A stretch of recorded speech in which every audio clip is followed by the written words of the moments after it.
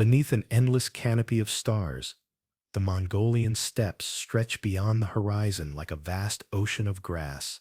Here, where the earth meets the infinite sky, the wind carries whispers of ancient legends and the thunder of hoofbeats that once shook the world. In this land of nomads and warriors, where survival depends on strength and cunning, a story began that would reshape the course of human history. In the year 1162, during the season when the grass grows tall and horses grow fat, a child was born in a felt tent beside the Onan River. According to Mongol tradition, this infant emerged from his mother's womb gripping a blood clot in his tiny fist, dark as dried blood and hard as stone. The shamans who witnessed this birth exchanged knowing glances, for in their ancient wisdom, such an omen could mean only one thing. This child was destined to spill the blood of nations. They named him Temujin, after a Tatar warrior his father had recently defeated in battle. But names, like destinies, can be deceptive. This boy, who bore the name of an enemy, would grow to become something far greater and more terrible than anyone could imagine. He would become Genghis Khan, the universal ruler, master of the largest contiguous land empire in human history. Yet on that night in 1162, as winter winds howled across the steppes, and his mother Holan held her newborn son close to her breast, none could foresee the storm that was coming. This was merely a baby born into a world of constant warfare, where survival was never guaranteed, and weakness meant death. The blood clot in his fist would prove prophetic in ways that would echo through the centuries, reaching across continents and touching the lives of countless millions. The Mongolia of Temujin's youth was a land of endless motion and constant conflict. Across the vast grasslands that stretched from the Gobi Desert to the taiga forests of Siberia, dozens of nomadic tribes pursued their herds with the changing seasons, their entire worlds contained in portable felt dwellings that could be dismantled and moved within hours. The scent of burning dung mixed with wild herbs drifted across valleys where horses grazed in scattered herds, their bells creating a gentle music that could be heard for miles in the thin, clear air. These were not simple barbarians, as later Chinese and Persian chroniclers would claim. The Mongol tribes possessed a sophisticated understanding of their environment, reading weather patterns in cloud formations, navigating by stars, and managing complex seasonal migrations that kept their horses, sheep, cattle, and goats healthy across thousands of miles of grassland. A Mongol warrior could live for days on mare's milk and dried meat,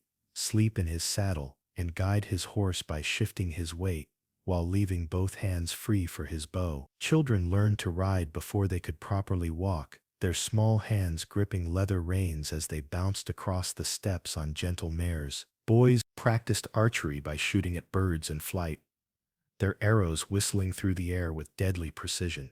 Girls mastered the art of milking mares and processing dairy products, skills essential for survival, in a world where mobility meant life and stagnation meant death.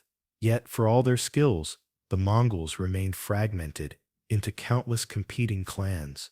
The Taichud, Merkits, Karatis, Naimans, and Tatars raided each other's herds, captured each other's women, and feuded over grazing rights and water sources.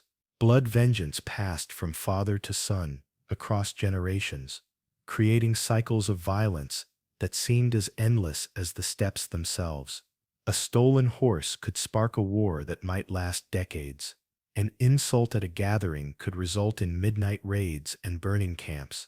Into this world of tribal warfare, Temujin was born as the eldest son of Yesugei Bagatur, a minor chief of the Borjigin clan. Yesugei was a man of some reputation among his people, known for his skill in battle and his ability to forge alliances through marriage and mutual protection pacts. His wife Holan had been kidnapped from her Merkit husband in a raid, a common practice that nonetheless planted seeds of future vengeance. The Merkits had not forgotten this slight, and they waited patiently for their opportunity to reclaim what had been taken from them. The young Temujin grew up listening to stories of ancient heroes around crackling fires, the flames casting dancing shadows on felt walls while outside the endless wind sang its lonely song. His father taught him the art of war, showing him how to string a bow, how to read the movements of horses, how to strike swiftly and retreat before enemies could organize a response. More importantly, Yasuge taught his son the delicate art of diplomacy, for in the steppes, survival often depended as much on knowing when to fight as when to make peace. When Temujin reached his 9th year, his father decided it was time to arrange a marriage alliance. This was not unusual among the Mongol clans, where strategic marriages cemented alliances and ensured mutual protection against common enemies. Yasuge had heard of a girl named Berta, daughter of Dei Sechin of the Olkonud tribe, who lived several days' ride across the steppes. The two men had met at a gathering and spoken of joining their families through marriage. Father and son set out together across the vast grasslands, their horses picking their way carefully through hidden gullies and over gentle hills that rolled endlessly toward the horizon. Temujin rode beside his father, proud to be included in such important business, unaware that this journey would mark the end of his childhood and the beginning of a life marked by hardship and betrayal. They found Dei Sechin's camp beside a crystal stream where his herds grazed peacefully in the afternoon sun. The older man welcomed Yasuge warmly, for the two chiefs had known each other for years and respected each other's reputation. When Dei Sechin saw young Temujin, he nodded approvingly. The boy sat straight on his horse, his eyes alert and intelligent, already showing the bearing of a future leader. "Your son has the look of eagles in his eyes," Dei Sechin told Yasuge, as they shared fermented mare's milk in his jar. "He will make a good husband for my Berta." The negotiations proceeded smoothly, as both men desired the alliance. It was agreed that Temujin would remain with Dei Sechin's family for a time, learning the ways of his future wife's clan and proving his worth as a prospective son-in-law. This too was customary among the Mongols, who believed that a young man should understand the people he would be joining through marriage. Yasuge prepared to depart, confident that his son was in good hands and that the alliance would strengthen both clans. He embraced Temujin warmly, promising to return soon to formalize the marriage arrangements. As he rode away across the steppes, Yasuge felt satisfied with his work. The future seemed secure for his eldest son, but the steppes were full of ancient hatreds and long memories. On his journey home, Yasuge encountered a group of Tatars returning from a gathering. They recognized him immediately, for Yasuge had killed many of their warriors in raids over the years. The blood debt between their peoples ran deep, and here was their enemy alone and vulnerable. The Tatars invited Yasuge to share their meal, offering him food and drink with apparent friendliness. Hospitality was sacred among the nomads, and even enemies were bound by honor to provide sustenance to travelers. But honor meant different things to different people, and the Tatars had not forgotten their dead. They had laced Yasuge's food with poison. 3 days later, as Yasuge struggled to reach his home camp, the poison coursed through his veins like liquid fire. He could barely stay upright on his horse as fever racked his body and his vision blurred. With his dying breath, he sent a message to his son, "Return immediately, for dark days were coming to the Borjin clan." When the news reached Temujin at Dei Sechin's camp, the boy felt his world shatter like ice in spring. His father, the man who had seemed as permanent and unshakable as the mountains themselves, was dead. Worse, with Yasuge gone, the fragile alliances that held the clan together began to dissolve. Lesser chiefs, who had followed Yasuge out of respect for his strength, now saw no reason to obey a mere boy. Temujin rode hard across the steppes, pushing his horse to its limits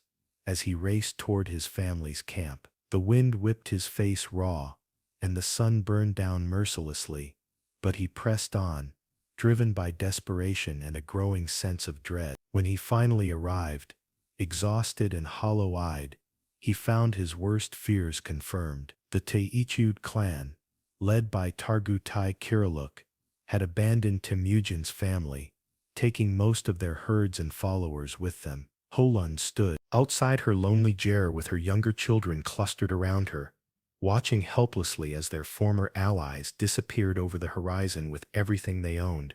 The proud Borjigin clan had been reduced to a handful of refugees struggling to survive on the harsh steppes. They said, "A boy cannot lead men," Holun told her eldest son, her voice bitter with betrayal. They said, "We were nothing without your father." At 10 years old, Temujin found himself the nominal head of a family that had lost everything. His mother Holun struggled to keep her children alive with only the most basic possessions. They lived on wild garlic and fish caught in streams, their horses reduced to a few ancient mares that the Taichiud had deemed too worthless to steal. The boy who had been destined for leadership according to the shamans now faced the very real possibility of starvation. But this devastating loss would forge something harder than steel in young Temujin's heart. As he watched his mother gather roots and berries to feed her children, as he felt the pangs of hunger gnaw at his belly night after night, a cold determination began to grow within him. The traditional ways had failed his family. Blood and ancestry meant nothing without strength to back them up.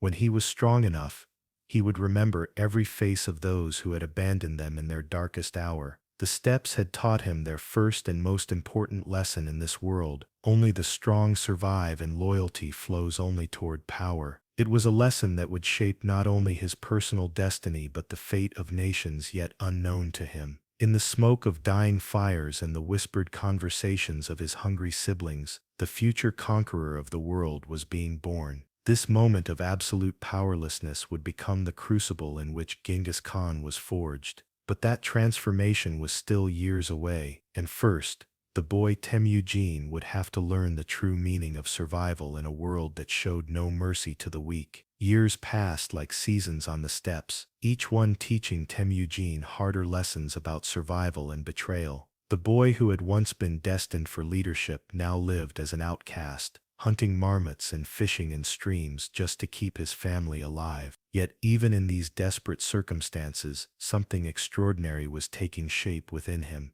Where other children might have been broken by such hardship, Temujin grew stronger, more cunning, more determined with each passing day. The harsh winters were the worst. As the northern winds howled across the frozen grasslands and snow buried the steppes in endless white, Temujin's family huddled in their threadbare ger, sharing what little warmth they could generate from burning dried dung. His mother Holun told stories to keep their spirits alive, tales of ancient heroes who had overcome impossible odds. But even her voice sometimes cracked with despair. The younger children, Jochi Kasar, Temugi, and little Temulin, looked to their eldest brother with eyes that held both trust and hunger. During these years of hardship, Temujin learned lessons that no palace-raised prince could ever master. He discovered which roots could sustain life when game was scarce, how to read the subtle signs that warned of approaching storms, and most importantly, how to recognize the difference between those who could be trusted and those who would betray you for the smallest advantage. Every dawn brought new challenges. Every sunset counted as a victory simply because his family had survived another day. The steppes themselves became his greatest teacher. In summer, when the grass grew tall and the herds grew fat, he learned to move silently through the swaying vegetation, becoming one with the landscape as he stalked prey. In winter, when the world turned white and silent, he mastered the art of patience, waiting motionless for hours beside waterholes where desperate animals would eventually come to drink. The endless sky above taught him to think in vast scales, while the ever-changing weather patterns showed him how quickly fortune could shift. It was during one of these desperate winters that Temujin made a discovery that would change everything. While checking snares he had set for rabbits, he found the tracks of a large party of horses in the snow. Following the trail with the stealth that had kept him alive for years, he discovered a group of travelers who had made camp beside a frozen stream. They were merchants, he realized, men who traded between the scattered tribes, carrying precious goods across the vast steppes. But these were not ordinary merchants. As Temujin crept closer through the snow-covered brush, his breath forming small clouds in the bitter air, he saw that their leader was a man of obvious wealth and importance. His deal was made of fine silk that seemed to glow in the firelight.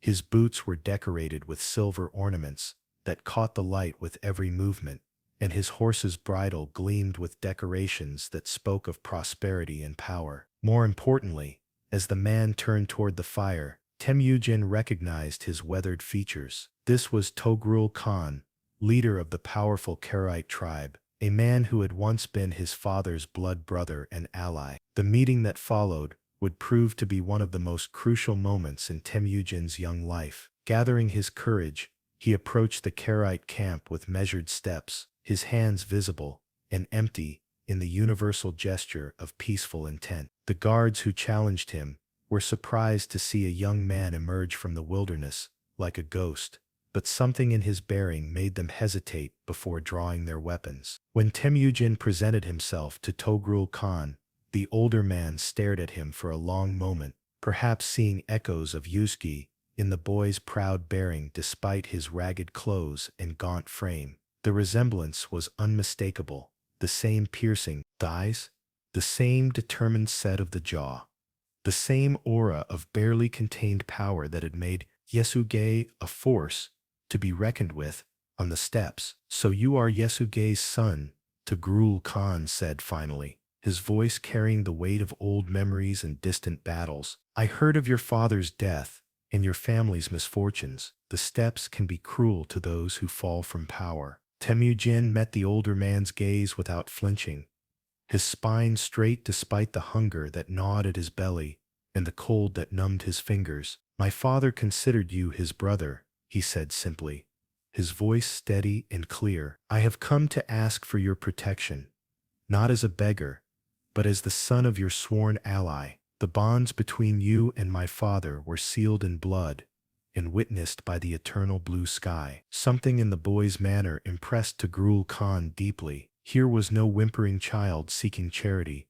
but a young man who understood the ancient bonds of loyalty that governed steppe politics even in their most desperate hour. The boy spoke of honor and obligation without pleading, stated facts without embellishment, and carried himself with a dignity that poverty had not been able to diminish. The Karaite leader made a decision that would echo through history. "I will remember my oath to your father," Togrul Khan declared, rising from his seat beside the fire. "You and your family are under my protection. When you are old enough and strong enough, I will help you reclaim what was stolen from you. But know this, young wolf, I do this not from pity but because I see in you the same fire that burned in Yasuge's heart." This alliance provided Temujin's family with the security they desperately needed, but it also gave the young man something even more valuable: an education in the art of leadership. Togrul Khan allowed him to observe negotiations with other tribal leaders,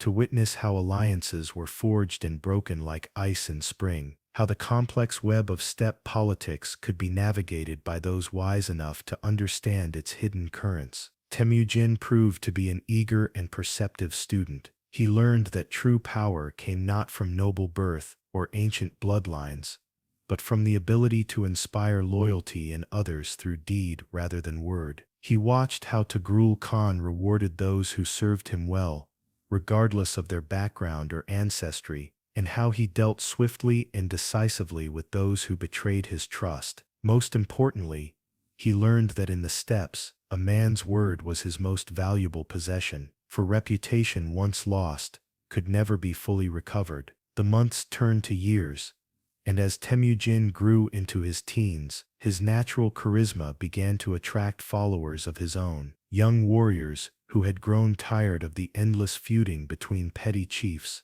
were drawn to this intense young man who spoke of a different way, a future where merit mattered more than ancestry, and where loyalty would be rewarded with opportunity rather than mere survival.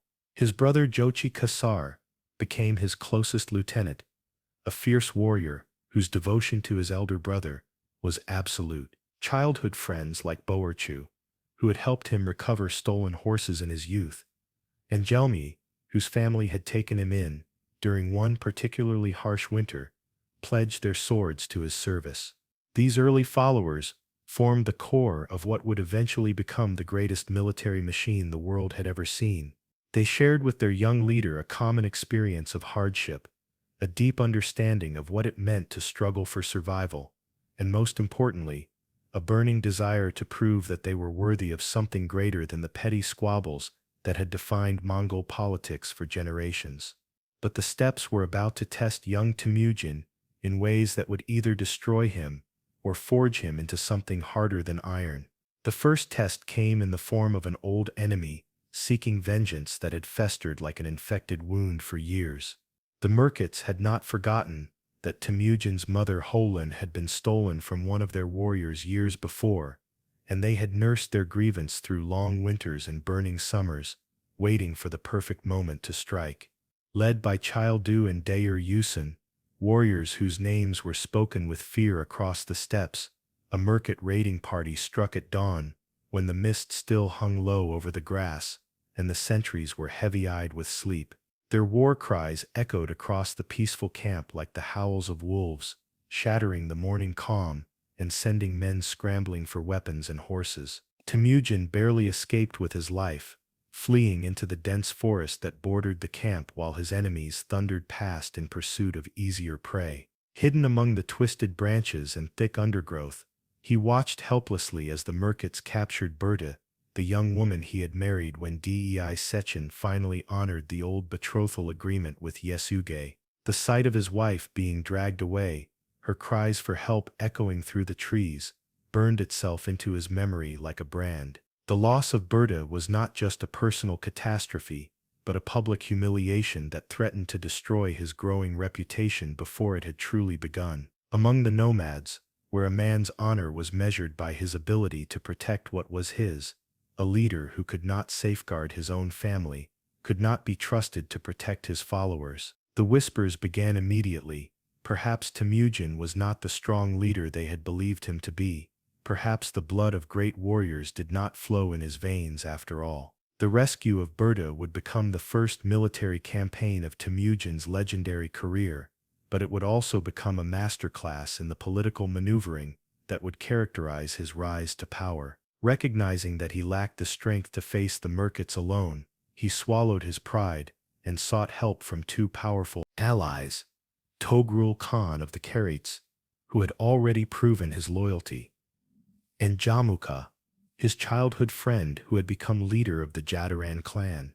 The negotiations with Jamuka proved particularly delicate, for their relationship had grown complicated over the years.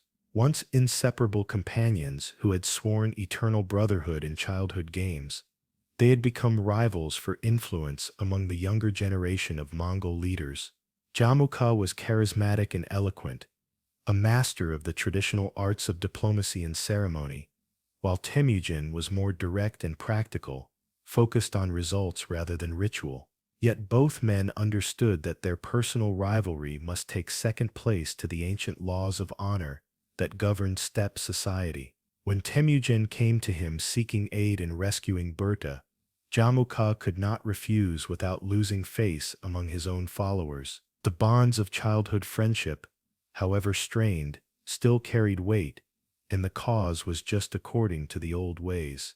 Both men agreed to help him, moved perhaps by memories of friendship and sworn obligations, but also by the opportunity to bind this rising young leader to them through obligation. The alliance was fragile and temporary, built on mutual advantage rather than trust, but it would serve its purpose. The combined force that assembled to rescue Berta was unlike anything Temujin had commanded before. Hundreds of warriors gathered under the banners of three clans, their horses creating clouds of dust that could be seen for miles across the steppes, as they moved in loose formation toward the distant Merkit camps. For the first time, Temujin experienced the intoxicating feeling of leading men into battle, of seeing his orders translated into movement and action across a field of war. The planning of the attack revealed Temujin's growing tactical sophistication. Rather than simply charging headlong at the enemy camp, he studied the terrain carefully, questioning scouts about the layout of the market position and the habits of their sentries. He divided his forces into 3 columns that would attack from different directions simultaneously, preventing the enemy from organizing an effective defense or escape. The attack on the market camp came at dawn, just as their own raid had, when the mist hung thick over the grasslands and visibility was limited. But this time, it was Temujin's enemies who were caught sleeping. The allied warriors swept through the camp like a whirlwind, their arrows darkening the sky as they rode. The distinctive whistle of Mongol arrows filled the air, followed by the thunder of hoofbeats and the clash of weapons as the raiders encountered resistance. The merkits, surprised and outnumbered, broke and fled across the steppes like scattered sheep, leaving behind their herds, their possessions, and their captives. Some warriors attempted to make a stand around their leader's Gurs, but the coordinated assault overwhelmed them quickly. The discipline and coordination displayed by Temujin's forces impressed even veteran warriors who had fought in dozens of tribal conflicts. Temujin found Berta in a captured jair, alive but traumatized by her ordeal, among enemies who had treated her with the casual cruelty that nomads reserved for those who belonged to hostile clans. When he lifted her onto his horse, she wept against his shoulder, and in that moment, something fundamental shifted in his understanding of the world. He had learned that he could inspire others to fight for him, that he could command loyalty and respect through his actions rather than his bloodline. But he had also learned the true cost of weakness in a world where strength was the only currency that mattered. The successful rescue of Berta elevated Temujin's status dramatically among the tribes. Stories of the coordinated attack spread across the steppes like wildfire, growing more elaborate with each telling. Young warriors began seeking him out, drawn by tales of his victory over the merkits and impressed by his growing reputation for loyalty to his followers. Unlike many tribal leaders who treated their warriors as disposable tools, Temujin shared the spoils of victory equally and never forgot those who stood with him in times of danger. But success brought new challenges and new enemies. As Temujin's influence grew, so did the suspicion and envy of other leaders who saw him as a threat to the established order that had enriched and empowered them for generations. Chief among these was his former ally Jamuka, whose own ambitions for leadership had been overshadowed by his childhood friend's rising star. The relationship between Temujin and Jamuka represented more than just personal rivalry between 2 ambitious men. They embodied 2 different visions of what Mongol society could become, 2 competing philosophies that could not coexist indefinitely. Jamuka represented the old ways, where blood and ancestry determined a man's place in the world, where ancient traditions and tribal hierarchies were sacred and unchangeable. He spoke eloquently of the wisdom of their ancestors, the importance of maintaining the customs that had sustained the Mongol people for generations. Temujin, by contrast, was creating something entirely new, a meritocracy where ability and loyalty mattered more than noble birth, where a man could rise as high as his talents and dedication could take him. He gathered around him not just members of his own clan, but warriors from every tribe who shared his vision of a united and powerful Mongol nation. This revolutionary approach to leadership threatened every traditional chief who owed his position to hereditary privilege rather than personal merit.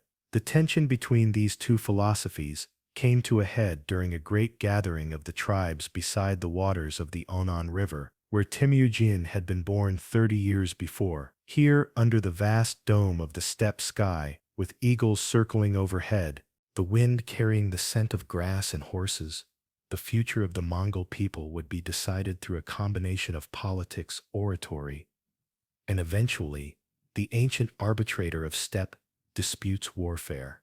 The gathering began peacefully enough, with the traditional exchange of gifts, the sharing of fermented mare's milk that fizzed on the tongue and warmed the belly, and the renewal of old alliances that had been tested by time and circumstance. But beneath the surface courtesy, dangerous currents were flowing like underground rivers. Warriors watched their leaders carefully, trying to determine where their loyalties should lie in the coming storm. Tribal chiefs weighed their options with the careful precision of merchants calculating profit, deciding which alliance would bring them the greatest advantage. Temujin and Jamuka circulated through the gathering like rival magnets, each drawing followers to their cause through a combination of personal charisma and careful political maneuvering. Temujin spoke quietly with individual chiefs, listening to their concerns with genuine attention and offering practical solutions to their problems. He promised land to landless warriors, horses to those whose herds had been depleted by harsh winters, and positions of authority to those who had been overlooked by the traditional hierarchy. Jamuka, more theatrical in his approach, made grand speeches about the sacred traditions of their ancestors and the need to preserve the old ways against dangerous innovations that threatened to destroy everything the Mongol people held dear. He warned that Temujin's radical ideas would lead to chaos and destruction, that abandoning the time-tested customs of their forefathers would bring the wrath of the eternal blue sky down upon them all. As the days passed, it became clear that the Mongol tribes were dividing into two irreconcilable camps. Those who favored change and opportunity gravitated toward Temujin, while those who feared losing their traditional privileges supported Jamuka with increasing desperation. The split was not clean, however, for family bonds and ancient alliances created a web of conflicting loyalties that neither leader could fully control. The breaking point came during a horse race, one of the traditional competitions that marked such gatherings and provided a peaceful outlet for tribal rivalries. When Jamuka's horse won through what appeared to be questionable tactics, some whispered of drugged feed given to rival horses. Others spoke of deliberate interference during the race. Temujin's supporters cried foul with voices that carried across the entire gathering. Harsh words were exchanged. Hands moved toward weapons with the instinctive speed of warriors who had survived by quick reflexes, and suddenly the careful facade of tribal unity cracked open like a frozen river in spring. The ancient ritual of hospitality that had protected even blood enemies during such gatherings collapsed under the weight of accumulated grievances and competing ambitions. That night, as storm clouds gathered overhead and lightning flickered on the horizon like the weapons of angry gods, the two camps prepared for war. Warriors checked their weapons with the methodical care of professionals, testing bowstrings and sharpening arrow points, while their horses received extra grain to prepare them for the ordeal ahead. The shamans performed ancient rituals, casting bones and studying the flight patterns of birds, seeking to divine the will of the eternal blue sky that watched over all human affairs. Mothers whispered prayers for sons who might not see another sunset, while fathers passed down family weapons that had been carried in battle for generations. The very air seemed to thicken with anticipation and dread, as if the steppes themselves knew that a great change was coming, one that would transform the nomadic world forever. The battle that followed would be remembered in Mongol songs for generations, becoming the subject of epic poems that chronicled the moment when the old world gave way to the new. On the banks of the Anan River, where Temujin had been born 3 decades before, and where he had learned his first lessons about survival and leadership, the future of the steppes was decided in a clash of arms that left hundreds dead and established once and for all that there was room for only one supreme leader among the Mongol tribes. When the dust settled and the last arrows had been shot, when the wounded had been tended and the dead counted, it was Temujin who stood victorious. Jamuka's forces scattered like leaves before the wind, their unity shattered by defeat, and their leader forced to flee across the steppes with only a handful of loyal followers. His supporters either fled into exile beyond the borders of the Mongol lands or knelt before the new master of the steppes, seeking mercy from the man they had tried to destroy. But even in victory, Temujin showed the mixture of mercy and ruthlessness that would characterize his entire career. Those who submitted to him immediately were welcomed into his ranks regardless of their previous allegiances, their past hostility forgiven in exchange for future loyalty. Warriors who had fought against him in the morning found themselves sharing his evening meal, bound to him by oaths that would prove stronger than blood ties. This pragmatic approach to former enemies scandalized traditional leaders, but proved devastatingly effective in building a unified force. Those who continued to resist, however, faced swift and terrible retribution. Temujin had learned from years of hardship that mercy shown to the wrong people at the wrong time was merely weakness in disguise. Chiefs who had betrayed their word or warriors who had committed atrocities against his followers found themselves facing execution or exile, their names erased from tribal memory as if they had never existed. The unification of the Mongol tribe was not accomplished in a single battle. However magnificent that victory might have been, for years afterward, Temujin fought campaign after campaign against holdout clans who refused to accept his authority, each conflict teaching him new lessons about warfare and leadership. The Merkits, still nursing their ancient grudge despite their earlier defeat, were hunted down and virtually exterminated in a series of lightning raids that left their scattered survivors too weak to pose any future threat. The Tatars, who had poisoned his father so many years before, and whose very name had become synonymous with treachery and hatred, were defeated so completely that their tribal identity disappeared from the steppes forever. Temujin's vengeance was methodical and absolute. Every Tatar male taller than a cartwheel was executed, their women and children distributed among Mongol families, their herds divided among his followers. The steppe winds would blow over their empty camps, and their songs would be forgotten, as if they had never been sung. The Naimans, led by their ambitious king Taiyang Khan, who styled himself as a great leader destined to unite all the tribes under his banner, were crushed in a series of brilliant night attacks that showcased Temujin's growing mastery of military tactics. Using the darkness as an ally and the enemy's overconfidence as a weapon, Mongol forces struck at scattered Naiman camps simultaneously, creating confusion and terror that prevented any coordinated resistance.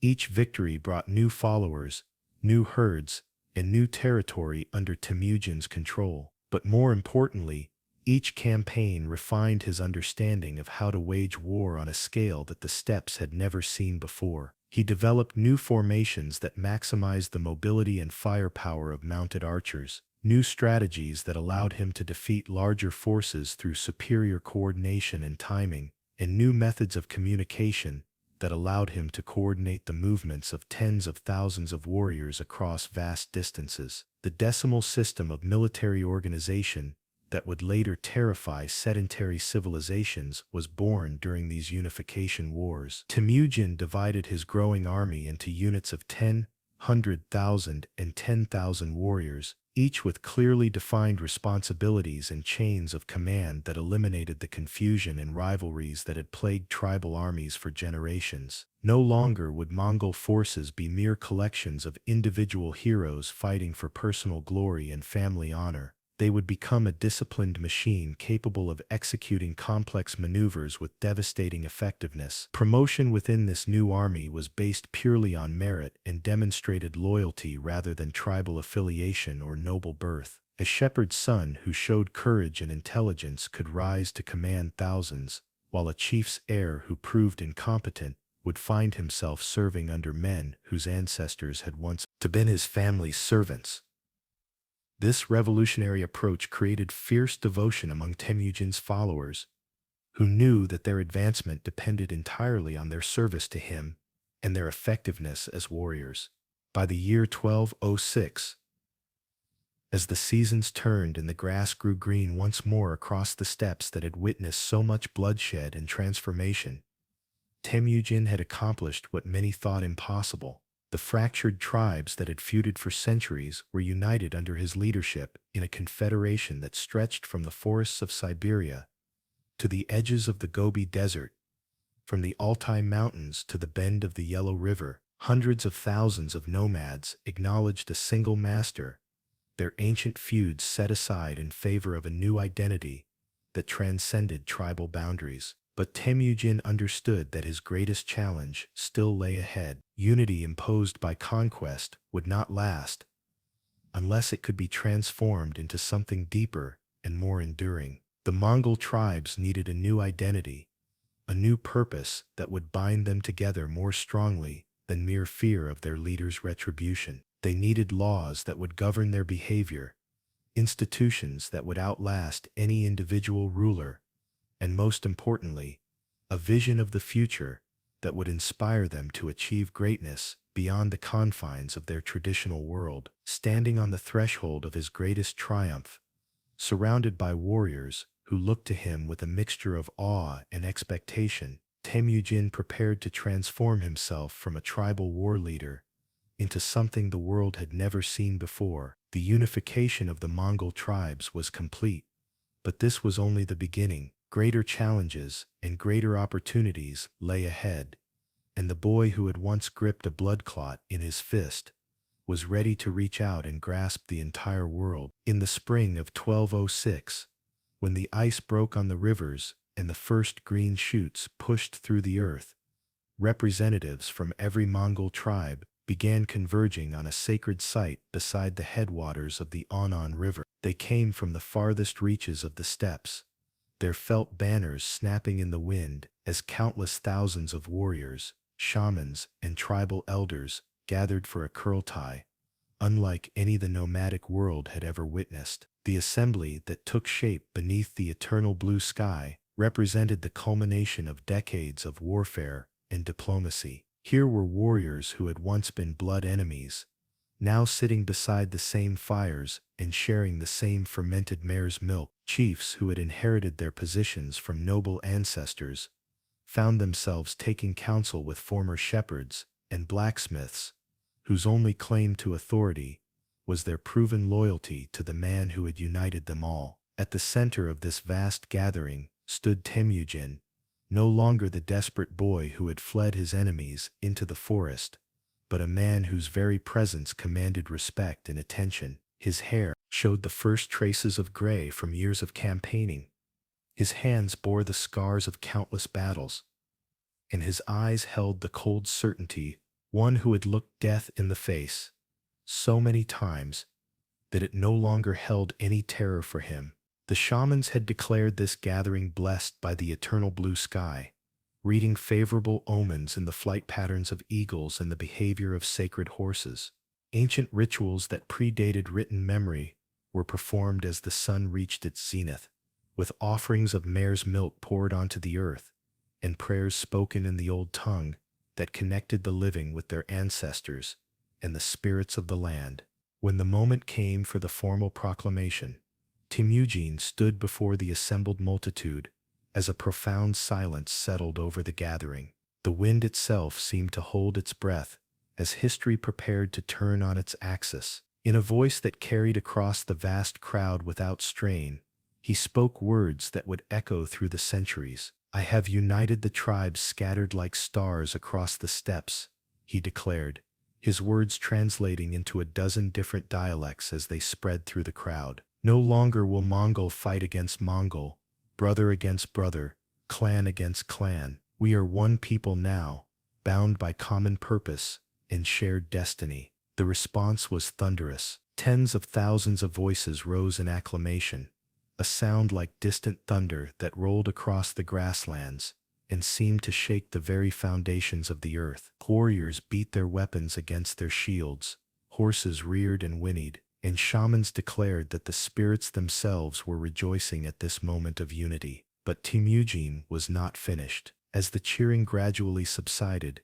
he continued with words that would transform not just the Mongol people but the entire world. "From this day forward, I shall be known not by the name my enemies gave me, but by a title that reflects our united strength. Call me Genghis Khan, the universal ruler, for our dominion shall extend to wherever horses can gallop and eagles can fly." The transformation was not merely symbolic. With his new title came a comprehensive reorganization of Mongol society that swept away centuries of tradition and replaced them with institutions designed for conquest and expansion. The old tribal divisions were formally abolished, replaced by a new structure based on military efficiency and personal loyalty to the Khan, rather than blood relationships or ancestral claims. The great law code known as the Yasa was proclaimed during this same gathering, establishing rules that would govern not just the Mongol people, but eventually vast portions of the known world.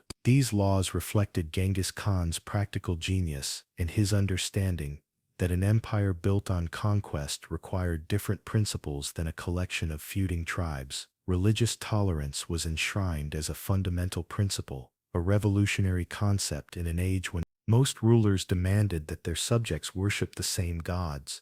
Genghis Khan understood that diversity of belief could be a source of strength rather than weakness, that allowing conquered peoples to maintain their faiths would make them more willing to accept Mongol rule. Shamans, Buddhist monks, Christian priests, and Muslim clerics would all find places of honor in his court. Merit was established as the sole criterion for advancement within the imperial hierarchy.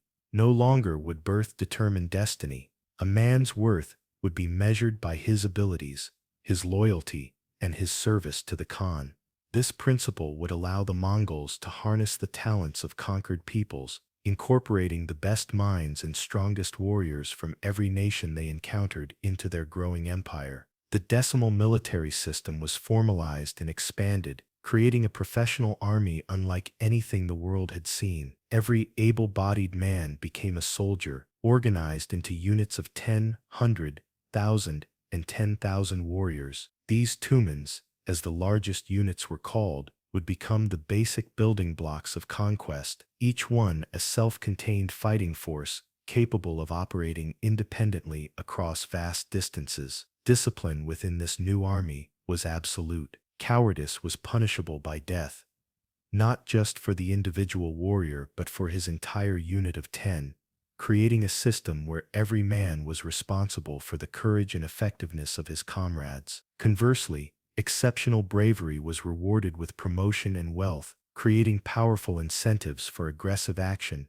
and tactical innovation. The traditional Mongol emphasis on mobility was refined and enhanced through systematic training and improved equipment. Every warrior maintained multiple horses, allowing for rapid movement across enormous distances without exhausting the mounts. Supply trains were organized with mathematical precision, ensuring that armies could operate far from their bases without losing effectiveness. Communication systems were revolutionized through the establishment of the YAM, a network of relay stations that would eventually span continents. Messages could now travel faster than armies, allowing for coordination of military movements on a scale previously impossible. Intelligence gathering became a formal military specialty, with scouts and spies providing detailed information about enemy territories long before the main forces arrived. But perhaps the most significant change was psychological. The proclamation of Genghis Khan marked the moment when the Mongol people began to see themselves not as a collection of rival tribes struggling for survival on marginal lands, but as the chosen instruments of divine will, destined to bring order to a chaotic world through conquest and unification. This new identity was reinforced through carefully crafted propaganda that emphasized Mongol superiority and divine mandate. Stories spread of how the eternal blue sky had blessed Genghis Khan's birth and guided his rise to power. Shamans proclaimed that their people had been chosen to rule over all nations, that resistance to Mongol authority was resistance to heaven itself. The transformation was not achieved without opposition.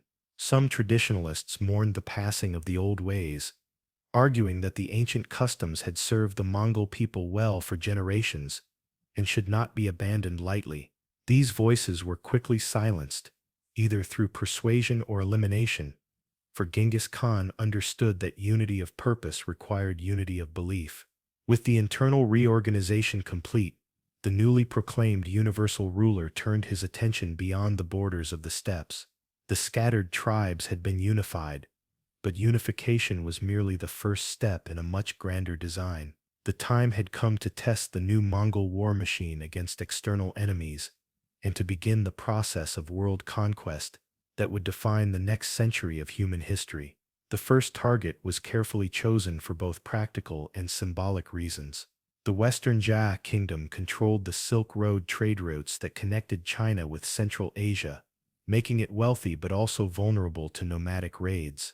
More importantly, it was strong enough to provide a real test of Mongol capabilities, but not so powerful as to pose an existential threat if the campaign went badly. Genghis Khan understood that first impressions would be crucial for his empire's future.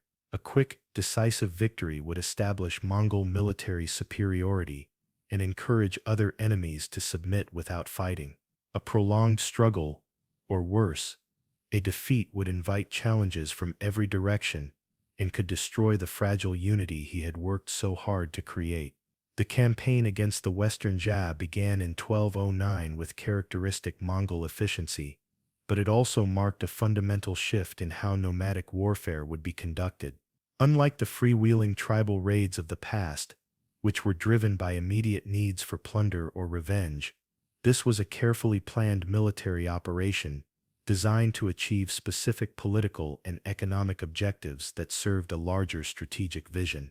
The Mongol army that crossed into Western Xia territory moved like a precision instrument, its various components coordinating their actions with mechanical precision that amazed even veteran Chinese observers who had faced nomadic incursions for centuries.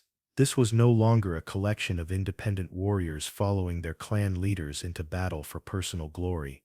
This was a professional military machine organized according to revolutionary principles that would reshape warfare for generations to come. Each tumen of 10,000 warriors operated as a self-contained unit capable of independent action, while remaining perfectly coordinated with the larger force. Supply trains followed precisely calculated routes, ensuring that ammunition, food, replacement horses, reached the fighting units exactly when and where they were needed. Intelligence networks provided constant updates on enemy movements and intentions, allowing Mongol commanders to anticipate their opponent's actions and respond with devastating effectiveness. The speed of the Mongol advance caught the Western Xia completely off guard. Traditional nomadic armies moved slowly, burdened by their herds and families, telegraphing their intentions long before they could strike. But Genghis Khan's forces advanced with the swiftness of a grass fire, covering distances that seemed impossible to defenders accustomed to more ponderous military movements. Advanced units of scouts and light cavalry penetrated deep into enemy territory, gathering intelligence and spreading terror among the civilian population, while the main army remained hidden beyond the horizon. These reconnaissance forces operated with complete independence, using coded signals and predetermined meeting points to coordinate their activities across vast expanses of hostile territory. When the moment came for the main assault, the Western Xia found themselves facing an enemy that seemed to materialize from nowhere, striking simultaneously at multiple points along their frontier, with a coordination that defied their understanding of nomadic capabilities. Cities that had considered themselves safely beyond the reach of steppe raiders suddenly found Mongol tumens at their gates, while relief forces dispatched to help them discovered that their own supply lines had been cut by fast-moving cavalry units operating in their rear. The siege of Wulahai, one of the Western Xia's most formidable fortress cities, demonstrated the rapid evolution of Mongol military capabilities and their genius for adaptation under pressure. Traditional nomadic armies had always struggled against fortified positions, lacking both the specialized equipment and the patience necessary for prolonged sieges. The swift strike and rapid withdrawal that characterized steppe warfare seemed completely unsuited to the methodical business of reducing walled cities to rubble. But Genghis Khan had learned from captured Chinese engineers and Muslim architects, whose knowledge had been acquired during earlier raids and diplomatic missions, incorporating their technical expertise into Mongol tactical doctrine with the same ruthless efficiency that characterized all his innovations. The Khan understood that empire building required the ability to take and hold cities, not merely raid them for plunder. The siege trains that appeared before Wulahai's walls represented a fusion of nomadic mobility and sedentary engineering that had never been seen before in warfare. Massive catapults capable of hurling stones weighing hundreds of pounds were assembled with mechanical precision, their components transported by specially designed carts that could traverse the roughest terrain. Chinese trebuchets, modified according to Mongol specifications, launched not only stones but also incendiary projectiles that spread liquid fire across defensive positions. More innovative still were the psychological weapons that the Mongols employed with devastating effect. Prisoners taken during the advance were forced to construct siege engines under the direction of Mongol engineers, then executed in full view of the defenders to demonstrate the futility of resistance. Severed heads were catapulted over the walls along with stones, creating terror among the garrison and civilian population that proved more effective than any physical weapon. The city's walls, which had withstood nomadic attacks for generations and were considered impregnable by their defenders, crumbled before an assault that combined traditional Mongol mobility with sophisticated siege techniques learned from the world's most advanced civilizations. Sappers, many of them captured Chinese engineers working under threat of death, dug tunnels beneath the foundations, while diversionary attacks drew the defenders' attention to other sections of the fortifications. When the walls finally fell after 6 weeks of methodical destruction, the Mongols demonstrated another innovation that would become central to their empire-building strategy. Rather than simply slaughtering everyone inside the city, as was traditional in nomadic warfare, they sorted the population according to their usefulness to the Mongol war machine. Craftsmen capable of manufacturing weapons and siege engines were spared and relocated to Mongol territory, where they would serve the Khan's growing military-industrial complex. Merchants with knowledge of trade routes and commercial networks were interrogated extensively, then either recruited as intelligence agents or executed depending on their willingness to cooperate.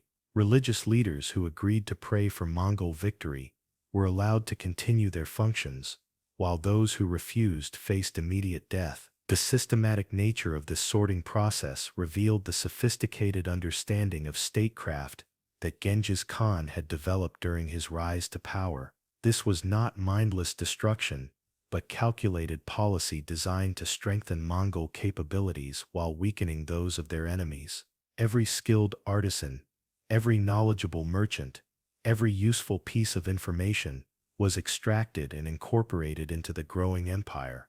Most importantly, detailed records were kept of every aspect of the siege and its aftermath. Mongol scribes, many of them captured scholars from conquered territories, documented the effectiveness of different siege techniques, the time required to reduce various types of fortifications, and the optimal methods for managing captured populations. This information would prove invaluable in future campaigns as the Mongols refined their techniques through systematic experimentation. The campaign's success exceeded even Genghis Khan's expectations and validated his revolutionary approach to nomadic warfare. Within 3 years, the Western Xia had been reduced to a tributary state, its king forced to acknowledge Mongol supremacy and provide not only tribute but also soldiers, guides, and technical experts for future campaigns. The annual payments of silk, silver, and grain that flowed from the conquered kingdom provided the economic foundation for even larger military operations. More importantly, from a strategic perspective, the campaign had given the Mongol army invaluable experience in siege warfare, while providing access to Chinese military technology and administrative expertise that would prove crucial in larger conquests. Engineers and administrators captured during the campaign were integrated into the Mongol hierarchy, bringing with them knowledge of advanced metallurgy, sophisticated accounting systems, and diplomatic protocols that the nomads had never possessed. The conquest also established important precedents for how the growing empire would govern conquered territories. Local rulers, who submitted quickly and completely, were allowed to maintain limited authority under Mongol oversight, while those who resisted faced complete annihilation. Religious and cultural practices were generally tolerated as long as they did not conflict with Mongol interests or threaten imperial unity. Perhaps most significantly, the Western Xia campaign demonstrated that the unified Mongol tribes could successfully adapt their traditional military strengths to the requirements of siege warfare and territorial conquest. The speed and mobility that had always characterized steppe armies were preserved and enhanced rather than abandoned, allowing the Mongols to combine the best aspects of nomadic and sedentary military traditions. But the Western Xia was merely a stepping stone to a much larger prize, a preliminary test that had validated Mongol capabilities while providing valuable experience and resources. Even as his generals consolidated control over the conquered territory and established the administrative structures necessary for long-term occupation, Genghis Khan's attention was already turning toward the Jin dynasty that controlled northern China. Here was a challenge worthy of the universal ruler, an enemy whose defeat would establish Mongol power throughout East Asia and provide the vast resources necessary for even greater conquests. The Jin Empire represented everything that the traditional nomadic world was not: ancient beyond memory, civilized to a degree that seemed almost magical to steppe dwellers, wealthy beyond the dreams of tribal chieftains, and sedentary in ways that appeared both tempting and contemptible to people who had always measured wealth in horses and freedom in the ability to move. The Jin armies numbered in the hundreds of thousands, their ranks filled with professional soldiers equipped with the finest weapons that Chinese metallurgy could produce. Their fortifications had been designed by the greatest military engineers in the world, incorporating lessons learned from centuries of warfare against nomadic enemies. Their cities contained more people than the entire Mongol nation, their markets filled with goods from every corner of the known world, their treasuries holding wealth that could fund military operations on an unimaginable scale. The Jin Empire's capital at Jiangdu, known today as Beijing, was surrounded by walls 40 feet high and 15 feet thick, defended by a garrison larger than most entire nomadic tribes. The city's granaries could feed its population for years during a siege, while its armories contained enough weapons to equip every man, woman, and child for war. The emperor himself ruled from within the Forbidden City, a complex of palaces so vast and magnificent that nomadic warriors who had seen it described it as the dwelling place of gods rather than mortals. Yet Genghis Khan looked upon this great empire with the calculating eye of a predator sizing up prey that appeared formidable but not invulnerable. He saw not an insurmountable obstacle, but an opportunity to test whether the unified Mongol tribes could achieve something that individual clans had never even dared to dream. The boy who had once begged for scraps beside frozen streams was preparing to challenge one of the world's greatest civilizations, and he approached this task with the same methodical preparation that had characterized all his successful endeavors. The preparations for the Jin campaign revealed the full extent of the transformation that had occurred since the Kurultai of 1206 and demonstrated the sophisticated logistical capabilities that the Mongols had developed during their earlier conquests. This would not be a raid for plunder or a punitive expedition to settle old scores, as had characterized previous nomadic invasions of Chinese territory. This would be total war aimed at nothing less than the complete destruction of an ancient enemy and the incorporation of its territories into a growing world empire. As autumn approached and the grass began to turn brown across the steppes, Mongol armies began massing along the Jin frontier like storm clouds gathering on the horizon. The sight was unprecedented in the history of nomadic warfare, not scattered tribal bands seeking quick plunder, but a disciplined host numbering in the hundreds of thousands, organized with mathematical precision and supplied through logistics networks that rivaled those of the greatest empires. The assembly points chosen for this massive concentration of force revealed the sophisticated planning that now characterized Mongol military operations. Each location provided access to water and grazing for the enormous horse herds that accompanied the army, while remaining hidden from Jin scouts and spies who might report on Mongol preparations. Supply depots established during the Western Jin campaign had been expanded and restocked, creating a network of cached resources that would support the army during its advance into Chinese territory. Intelligence gathering had reached levels of sophistication that would have been impossible during the tribal period. Mongol agents, Many of them captured Chinese, who had been turned through a combination of threats and promises, had spent months mapping Jin fortifications, studying garrison strengths, and identifying potential allies among the Chinese population who might be willing to collaborate with their new masters. These intelligence networks revealed weaknesses in the Jin Empire that were invisible to casual observation. Despite its apparent strength, the dynasty was plagued by internal divisions between different ethnic groups, with native Chinese subjects resentful of their Jurchen rulers and various minority populations nursing grievances that skilled diplomats might exploit. Corruption within the imperial administration had weakened military effectiveness, while the emperor's focus on court intrigues had left frontier defenses undermanned and poorly coordinated. More importantly, the Mongol intelligence apparatus had identified key individuals within the Jin hierarchy who might be susceptible to bribery or coercion. Military commanders whose loyalty to the emperor was questionable, officials whose financial difficulties made them vulnerable to offers of gold, and regional governors whose ambitions exceeded their current positions, all became potential assets in the coming campaign. The logistical preparations for the Jin invasion demonstrated the extent to which Mongol capabilities had evolved since the unification of the tribes.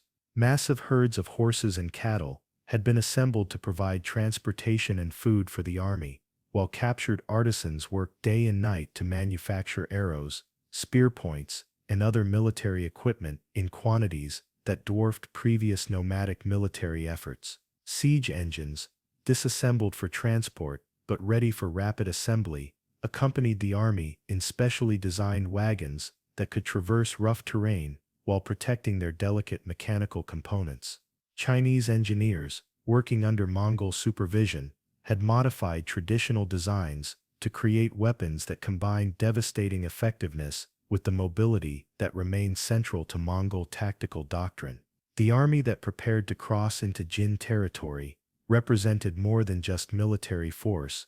It was the physical manifestation of a new type of state that combined nomadic vigor with sedentary organization.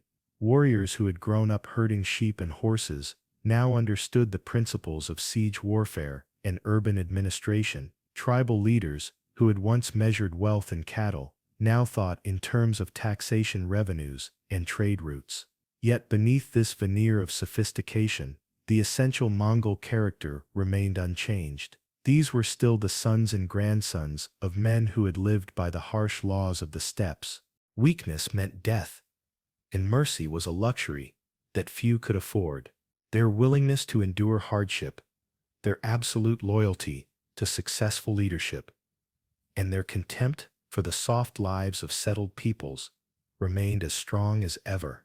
The final councils before the invasion began revealed the careful balance that Genghis Khan had achieved between traditional Mongol values and the requirements of empire building. Veteran warriors who remembered the old tribal ways sat beside Chinese advisors and Muslim merchants, their discussions ranging from tactical formations to diplomatic protocols with equal facility. Religious ceremonies conducted by shamans who had served the Khan since his youth were followed by briefings from intelligence officers who reported on enemy troop movements with scientific precision. The ancient rituals that connected the Mongols to their ancestral spirits were preserved and honored, while new institutions designed for governing vast territories were simultaneously being created. As winter approached and the first snows began to dust the northern mountains, the final preparations were completed. The greatest military force that the nomadic world had ever assembled stood ready to test itself against one of history's most formidable civilizations. The universal ruler was about to unleash his people upon the world, and nothing would ever be the same again. The transformation that had begun with a blood clot in an infant's fist was approaching its moment of ultimate validation. From the sacred mountain where Genghis Khan had been proclaimed to the fertile valleys of China, from the ancient cities of the Silk Road to the distant shores of oceans not yet mapped by Mongol explorers, the thunderous hoofbeats of nomadic horses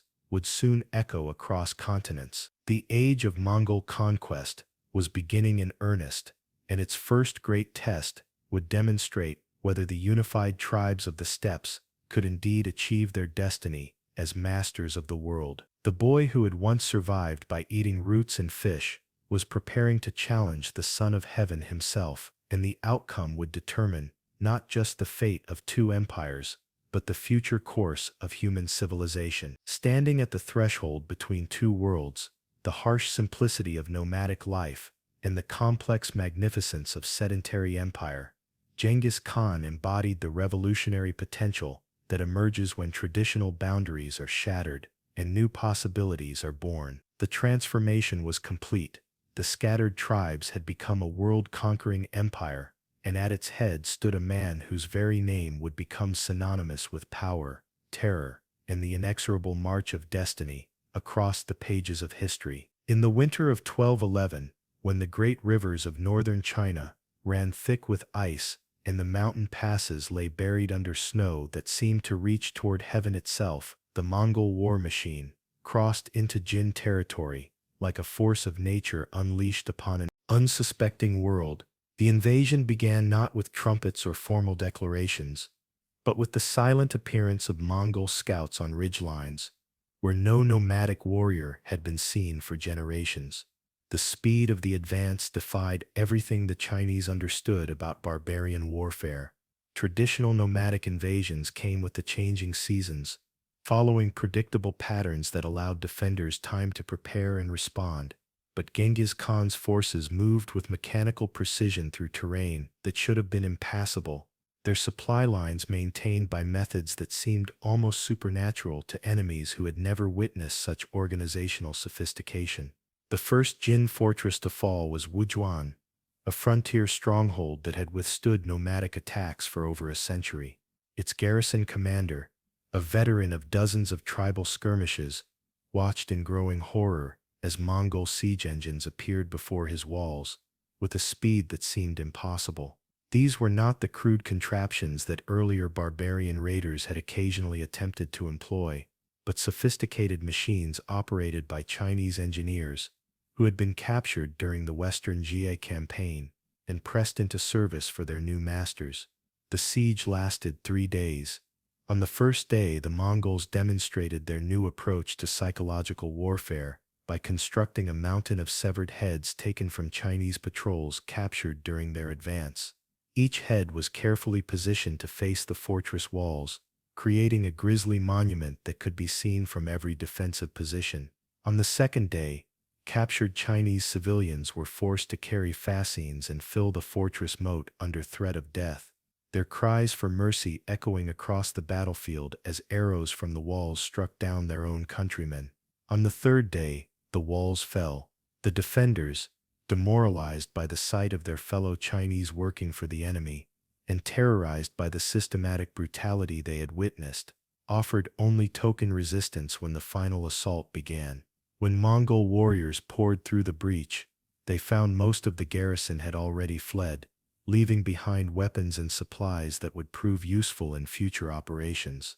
The fall of Withdrawal established a pattern that would characterize the entire Jin campaign. Cities that surrendered immediately were treated with relative mercy, their populations sorted according to usefulness, and their infrastructure preserved for incorporation into the growing Mongol Empire. Those that resisted faced complete destruction, so total that later travelers would find only grass-covered mounds where once proud settlements had stood. The siege of Ditong demonstrated the full evolution of Mongol siege capabilities. This was no frontier fortress but a major city, heavily fortified and defended by a garrison numbering in the tens of thousands. Its walls rose 60 feet above massive earthworks, and its towers were equipped with the finest artillery that Chinese military engineers could devise. The defenders had prepared for a siege lasting months, their granaries filled with enough grain to feed the population through the harshest winter. Genghis Khan's response revealed the strategic genius that would make him one of history's greatest military commanders. Rather than accepting a prolonged siege that would consume valuable time and resources, he ordered the construction of a massive earthwork that would allow his forces to approach the city walls at the same level as the defenders. Thousands of captured Chinese peasants labored day and night under Mongol supervision, building a ramp that grew steadily higher despite desperate sorties by the garrison. The earthwork served multiple purposes beyond its obvious tactical function. Its construction demonstrated Mongol determination to the defenders, while providing a visible symbol of Chinese collaboration with their enemies. Every peasant who carried earth to the ramp was someone who had chosen survival under Mongol rule over death in defense of the Jin Emperor. The psychological impact proved as devastating as any siege engine. When the ramp finally reached the height of the walls after 6 weeks of construction, the assault that followed lasted less than an hour. Mongol warriors poured across the fortifications in overwhelming numbers, while Chinese defenders, many of whom had family members among the forced laborers below, found their will to resist crumbling. The city fell with a speed that shocked even veteran Mongol commanders who had participated in the capture of dozens of settlements during the tribal unification wars. The aftermath of Daitong's fall revealed another innovation in Mongol warfare: the systematic collection and analysis of military intelligence. Rather than simply looting the city and moving on, Mongol administrators spent weeks questioning captured officials, studying government records, and mapping the complex web of alliances and obligations that bound the Jin Empire together. This information would prove invaluable in subsequent campaigns as the Mongols learned to exploit internal Chinese divisions with the same ruthless efficiency they brought to conventional warfare. But the Jin campaign was merely preparation for an even greater test of Mongol capabilities. Even as his armies consolidated their hold on northern China, Genghis Khan's attention was already turning westward toward the Islamic world, where the Khwarezmid Empire ruled over territories stretching from the Caspian Sea to the Persian Gulf. Here was a civilization even more alien to Mongol experience than China, a realm of ancient cities and sophisticated trade networks that had grown wealthy from controlling the commerce between East and West. The catalyst for what would become the most devastating military campaign in pre-modern history was a seemingly minor incident that revealed the dangerous intersection of trade, diplomacy, and imperial pride. In the year 1218, a Mongol trade caravan carrying goods worth a king's ransom arrived at the border city of Otrad, expecting to conduct the peaceful commerce that Genghis Khan had proclaimed as one of his empire's fundamental policies. The governor of Otrad, a man named Inulchuk, whose greed exceeded his diplomatic wisdom, made a decision that would cost his civilization everything. Accusing the Mongol merchants of being spies, he ordered their execution and confiscated their goods, sending word to his sovereign that he had struck a blow against the barbarian threat from the east. The 700 merchants who died at Otrad could not have known that their blood would soon be answered by the deaths of millions. When news of the massacre reached Genghis Khan, he faced a choice that would define not only his personal legacy, but the future course of world history. The traditional nomadic response would have been a raid for revenge, a swift strike to recover the stolen goods, and perhaps capture some slaves as compensation. But the universal ruler was no longer bound by the limited thinking of tribal warfare. He had built an empire that demanded respect from all nations, and that respect could only be maintained through overwhelming demonstrations of power. The Khan's initial response was measured and diplomatic, revealing the sophisticated understanding of international relations that he had developed during his rise to power. Rather than immediately launching a military campaign, he sent an embassy to Shah Ala ad-Din Muhammad II, ruler of the Khwarezmid Empire, demanding that Governor Inulchuk be handed over for punishment and that compensation be paid for the murdered merchants. The embassy was led by 3 representatives: a Mongol general, a Muslim diplomat, and a Chinese scholar, chosen to demonstrate that the Khan's empire transcended ethnic and religious boundaries. Their message was simple and direct: justice for the massacre at Otrad, or consequences that would exceed anything the civilized world had yet experienced. Shah Muhammad's response sealed his empire's doom.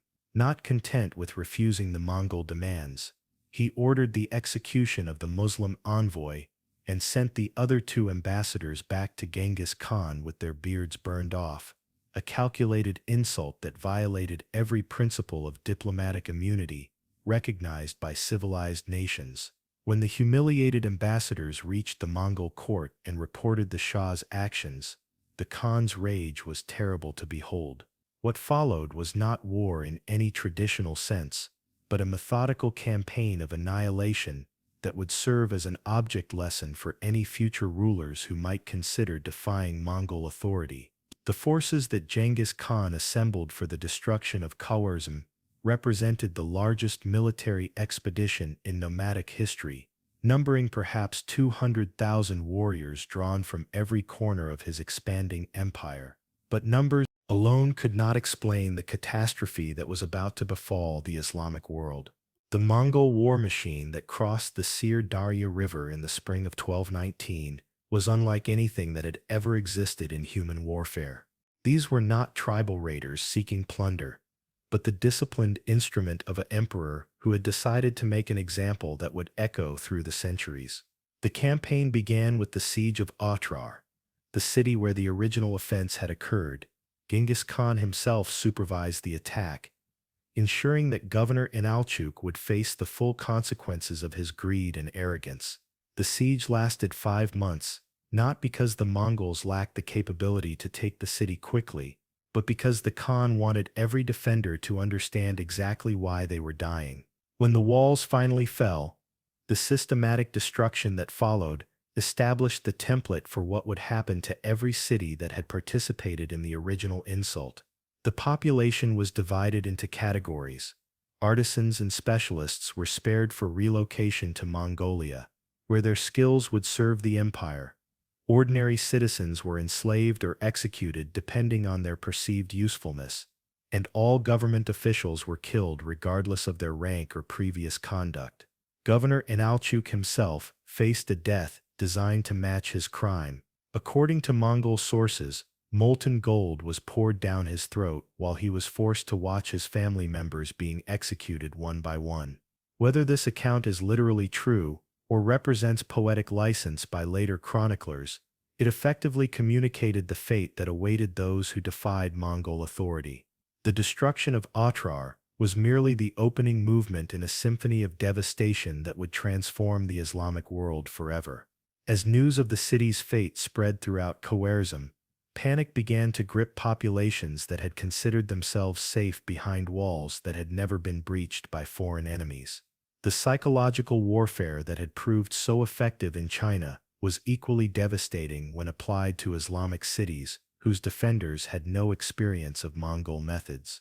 The speed of the Mongol advance created a cascade of terror that preceded their armies like a plague.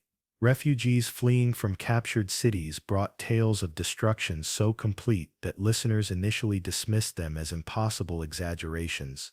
Entire populations vanishing without trace, irrigation systems destroyed so thoroughly that fertile lands became permanent deserts, cities so completely demolished that later archaeologists would struggle to locate their sites. Bukhara, one of the great centers of Islamic learning and commerce, fell after a siege that lasted only 3 days. The city's scholars, who had preserved the wisdom of ages in libraries that were the envy of the civilized world, watched helplessly as Mongol warriors used priceless manuscripts as kindling for their campfires. Great Mosque, that had stood for centuries, was converted into stables for Mongol horses, while the population was systematically sorted according to the categories that had become standard in Mongol-occupied territories. Samarkand, perhaps the wealthiest city in Central Asia, attempted to purchase its survival through massive bribes and immediate submission. The strategy failed completely, for Genghis Khan had decided that examples must be made of the principal cities of Khwarezm, regardless of their resistance or cooperation. The massacre that followed the city's capture was so thorough that the population dropped from over 400,000 to fewer than 50,000, with most of the survivors being artisans and specialists relocated to serve Mongol interests elsewhere. The siege of Gurgganj, the Khwarezmid capital, revealed the full extent of Mongol engineering capabilities and their willingness to employ any method necessary to achieve victory. When conventional siege techniques proved insufficient against the city's formidable defenses, which had been strengthened over generations and were considered among the most impregnable in the Islamic world, Mongol engineers embarked on one of the most audacious military engineering projects in history. The city of Gurgganj stood on an island formed by the Amu Darya River, its position providing natural protection that had made it virtually immune to traditional siege methods. The defenders, led by Jalal ad-Din, the Shah's eldest son and most capable military commander, had prepared for a prolonged defense with supplies sufficient to last for years, and a garrison of seasoned warriors who understood that surrender would mean death. Genghis Khan's solution demonstrated the revolutionary thinking that characterized his approach to warfare. Rather than accepting a protracted siege that would tie down his forces indefinitely, he ordered his engineers to undertake the seemingly impossible task of redirecting one of Central Asia's mightiest rivers. Thousands of captured workers labored under Mongol supervision to construct a massive dam upstream from the city, while simultaneously digging new channels that would carry the river's waters around Gurgganj, rather than through it. The project took 6 months to complete, during which time the defenders watched with growing alarm as the water level around their city gradually began to drop. What had once been a protective moat became a muddy marsh, then dry land that Mongol cavalry could traverse with ease. The psychological impact of seeing their most reliable defense literally drain away proved as devastating as any military assault. When the waters had receded sufficiently, the final assault began with a ferocity that matched the scale of the engineering effort that had made it possible. Mongol warriors poured across the former riverbed in waves, their horses' hooves churning the mud as they closed with defenders who had lost not only their most important fortification, but also their confidence in the impregnability of their position. The battle for Gurgganj lasted 3 days and became one of the most savage urban combats in medieval warfare. Street fighting raged through districts where families had lived for generations, as Mongol warriors demonstrated the same ruthless efficiency in close-quarters combat that they had perfected on the open steppes. Jalal ad-Din fought with desperate courage, leading counterattacks that temporarily drove the invaders back, but the outcome was never truly in doubt once the river had been diverted. The systematic nature of the destruction that followed Gurgganj's fall went far beyond the requirements of military victory. This was intentional policy designed to ensure that the region would never again pose a threat to Mongol interests, a demonstration of imperial power so overwhelming that future resistance would become literally unthinkable. The city's famous libraries, which had housed some of the world's greatest collections of scientific and philosophical texts, were burned so thoroughly that centuries of accumulated knowledge vanished in a matter of days. Islamic scholars who had traveled from across the known world to study in Gurgganj's academies were systematically executed, their lifetime's work dismissed as irrelevant to Mongol imperial needs. The irrigation systems that had supported the region's agriculture for thousands of years were deliberately destroyed through methods that revealed sophisticated understanding of hydraulic engineering. Rather than simply breaking dams or filling canals with rubble, Mongol engineers redirected water flows in ways that would create permanent salinization of the soil, ensuring that the land would remain barren for generations, even if reconstruction efforts were attempted. Urban centers throughout Khwarezm were so thoroughly demolished that many were never rebuilt, their populations scattered to regions where they could be more easily controlled, and their accumulated wealth redistributed according to Mongol priorities. The stones of palaces that had housed dynasties were hauled away to construct Mongol fortifications, while the sites of former greatness were deliberately converted to pasturage for nomadic herds. The pursuit of Shah Muhammad himself became an epic chase that would carry Mongol forces across landscapes they had never seen before, and demonstrate their ability to project power across distances that staggered contemporary observers. Two of Genghis Khan's most capable generals, Jebi and Subutai, were assigned the specific mission of hunting down the fleeing ruler, with instructions to accept no compromise and show no mercy. The chase carried the Mongol pursuit force across the Iranian plateau, through mountain passes where eagles nested, and across deserts where survival required intimate knowledge of hidden water sources. The Shah, who had begun the conflict as the ruler of an empire stretching from the Indus to the Euphrates, found himself reduced to the status of a fugitive whose very presence brought disaster upon anyone who offered him shelter. Cities that provided aid to the fleeing ruler faced immediate retaliation from Mongol forces that seemed to appear from nowhere with supernatural speed. The ancient city of Hamadan, which had offered the Shah temporary refuge, was sacked so thoroughly that its population was reduced by 90%. Ray, near modern Tehran, suffered a similar fate when its governor was discovered to have supplied provisions to the royal fugitive. The psychological impact of this relentless pursuit extended far beyond its immediate military significance. Rulers throughout the Islamic world watched in horror as one of their most powerful colleagues was hunted like a wild animal across landscapes where his family had ruled for generations. The message was unmistakable. There would be no sanctuary for those who defied Mongol authority, no distance great enough to ensure safety from imperial vengeance.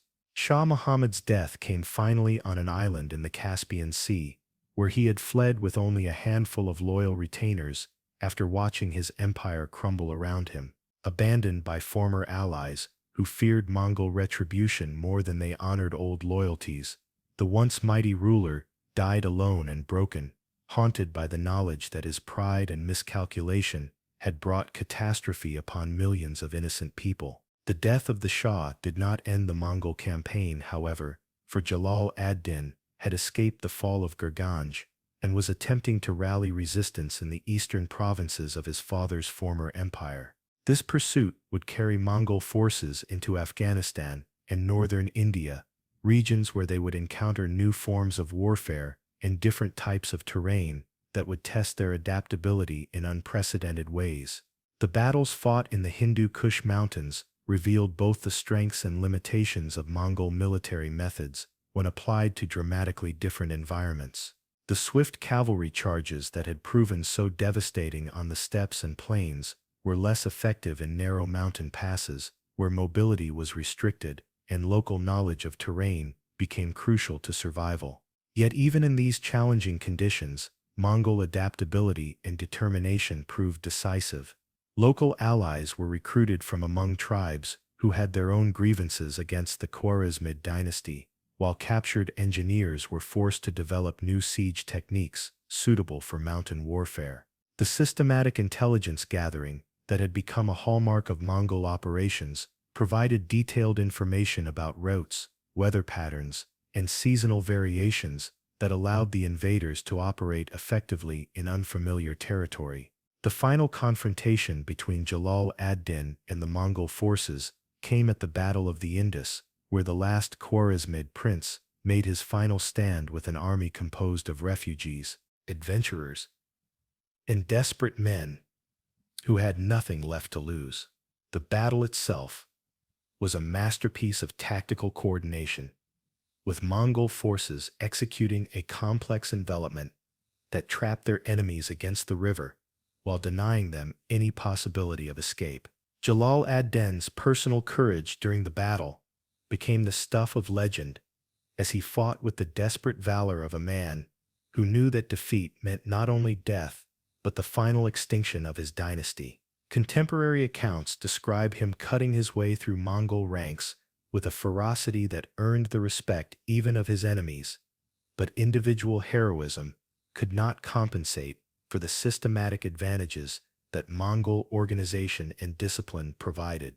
The prince's escape across the Indus River, accomplished by spurring his horse to leap from a cliff into the turbulent waters below, provided a dramatic conclusion to the Khwarezmid resistance and demonstrated the kind of personal courage that Mongol culture valued even in enemies. Genghis Khan himself reportedly expressed admiration for Jalal ad-Din's bravery, though this did not prevent him from ordering the systematic execution of the prince's followers who had been captured during the battle. When the last Khwarezmid fortress fell, and the final organized resistance was crushed, the Mongol Empire had expanded by millions of square miles and gained access to trade routes that would fund even greater conquests. The wealth accumulated during the campaign was distributed according to the systematic principles that Genghis Khan had established for managing conquered territories, with portions allocated for future military operations,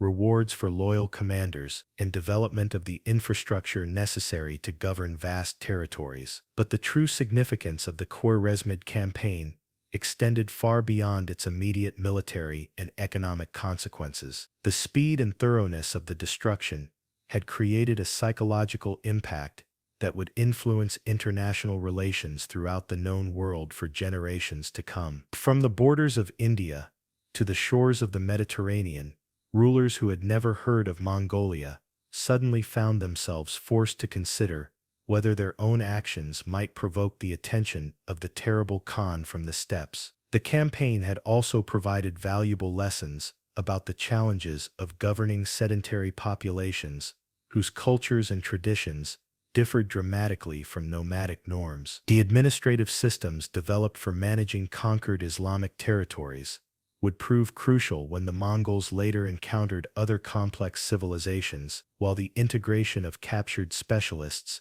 into Mongol military and civil hierarchies created precedents for the multi-ethnic empire that was rapidly taking shape. More ominously for the rest of the world, the success of the Khwarezmid campaign had validated Genghis Khan's most ambitious strategic concepts and demonstrated that no existing military force could effectively resist Mongol expansion when it was properly organized and systematically applied.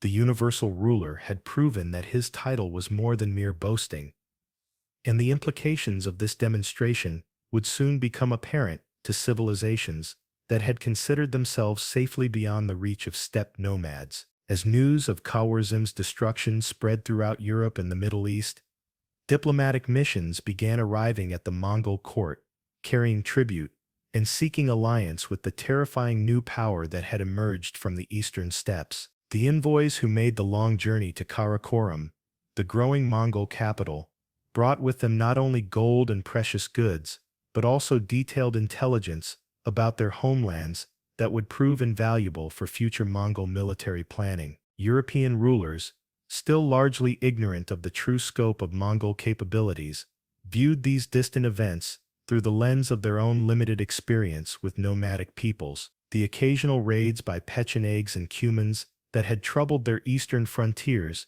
seemed insignificant compared to the systematic destruction that was being reported from Central Asia. Yet few grasped the implications of what they were hearing. The Mongol war machine that had demolished Khwarezm was already turning its attention toward new horizons. Advanced scouts had crossed the Caucasus Mountains and were probing the defenses of Georgia and Armenia, while other reconnaissance forces were gathering intelligence about the steppes of southern Russia, where various nomadic tribes offered potential allies or obstacles to further expansion. Genghis Khan himself, now in his 60s, but still possessed of the strategic vision that had transformed a collection of feuding tribes into a world empire, was already planning campaigns that would dwarf even the destruction of Khwarezm. The conquest of the Islamic world had provided his forces with invaluable experience in siege warfare and urban administration, while the wealth accumulated during the campaign would fund military operations on an unprecedented scale. The techniques of psychological warfare that had proven so effective against settled civilizations were being refined and systematized, creating a doctrine of terror that would precede Mongol armies like a plague. Stories of cities wiped from existence and populations vanishing without trace were carefully cultivated and spread by Mongol agents, creating panic among potential enemies long before the first Mongol horsemen appeared on their horizons. The administrative machinery necessary to govern conquered territories, was also evolving rapidly, incorporating lessons learned from Chinese, Islamic, and other sedentary bureaucratic traditions. The Mongol Empire was becoming more than a military force. It was developing into a sophisticated governmental system, capable of managing diverse populations across vast distances, while maintaining the nomadic mobility that remained central to its military effectiveness. The age of Mongol terror had begun in earnest, and its shadow would darken the world for generations to come, reaching into lands that had never seen a nomadic warrior, and touching the lives of peoples who had never heard the thunder of Mongol horses until it was too late to prepare for what was coming. The boy who had once gripped a blood clot in his infant fist had become the master of the largest land empire in human history, and his conquest of the world was only beginning. In the summer of 1227, as the campaign season reached its peak, and Mongol armies pressed their relentless advance against the last strongholds of Western Xia resistance, Genghis Khan felt the weight of mortality settling upon his shoulders like winter frost. The universal ruler, now past 60 years of age, had spent 4 decades transforming himself from a desperate refugee into the master of the largest contiguous land empire in human history. But even his iron constitution could not indefinitely withstand the accumulated toll of countless campaigns and endless winters on the steppes. The Khan's final campaign against the Western Xia had been motivated by more than mere strategic necessity. This was personal vengeance against a people who had dared to break their vassalage and rebel against Mongol authority, an offense that could not be tolerated if the empire's other subjects were to remain obedient. The systematic destruction that followed demonstrated that even in his final years, Genghis Khan had lost none of his capacity for ruthless calculation and overwhelming response to defiance. But as autumn approached, and the grass began to turn brown across the familiar landscapes of his youth, the Khan knew that his time was ending. In his final councils with his sons and most trusted generals, he revealed the grand strategic vision that would guide Mongol expansion for generations after his death. The conquest of the Western Xia was merely the completion of unfinished business. The real prize lay far to the west, where European kingdoms remained largely ignorant of the storm that was gathering beyond their horizons. The death of Genghis Khan in August 1227 was kept secret for months, while his armies completed the annihilation of Western Xia, and his family maneuvered to ensure a smooth succession. According to Mongol custom, the Khan's body was transported back to Mongolia in absolute secrecy, with every person who encountered the funeral procession being killed to preserve the location of his burial site. The man who had terrorized half the world would rest in an unmarked grave somewhere in the land of his birth, his final resting place hidden so completely that it has never been discovered despite centuries of searching. The succession of Ogedei Khan, Genghis Khan's third son and chosen heir, marked the beginning of a new phase in Mongol expansion that would carry the empire to its greatest territorial extent and establish systems of governance that would endure long after the nomadic conquests had ended. Ogedei possessed his father's strategic vision, but combined it with a more systematic approach to administration and a deeper understanding of the challenges involved in governing sedentary populations whose traditions differed fundamentally from nomadic customs. The new Khan's first priority was completing the conquest of the Jin dynasty, a task that had occupied Mongol forces intermittently for over 2 decades without achieving final victory.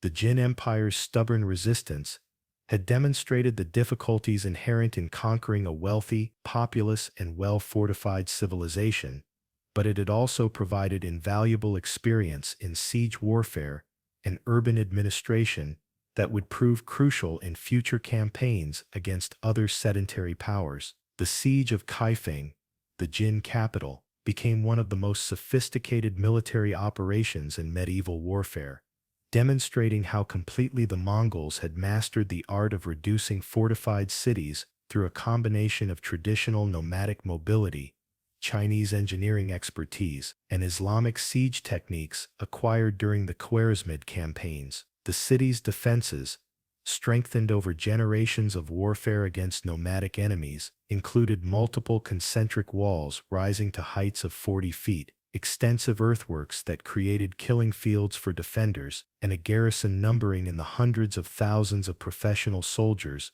equipped with the finest weapons that Chinese metallurgy could produce. The siege lasted over a year and required unprecedented coordination between multiple Mongol armies operating across vast distances while maintaining supply lines that stretched back to Mongolia through territories that had been devastated by previous campaigns. Ogday's strategic genius was evident in his ability to coordinate simultaneous operations against multiple Jin strongholds, preventing the defenders from concentrating their forces while gradually tightening the noose around their capital. The Mongol siege lines that surrounded Kaifeng represented a revolution in military engineering that combined nomadic mobility with the most advanced siege techniques known to medieval warfare. Chinese engineers, working under Mongol supervision, constructed massive trebuchets capable of hurling stones weighing over 300 pounds, while Islamic specialists contributed knowledge of Greek fire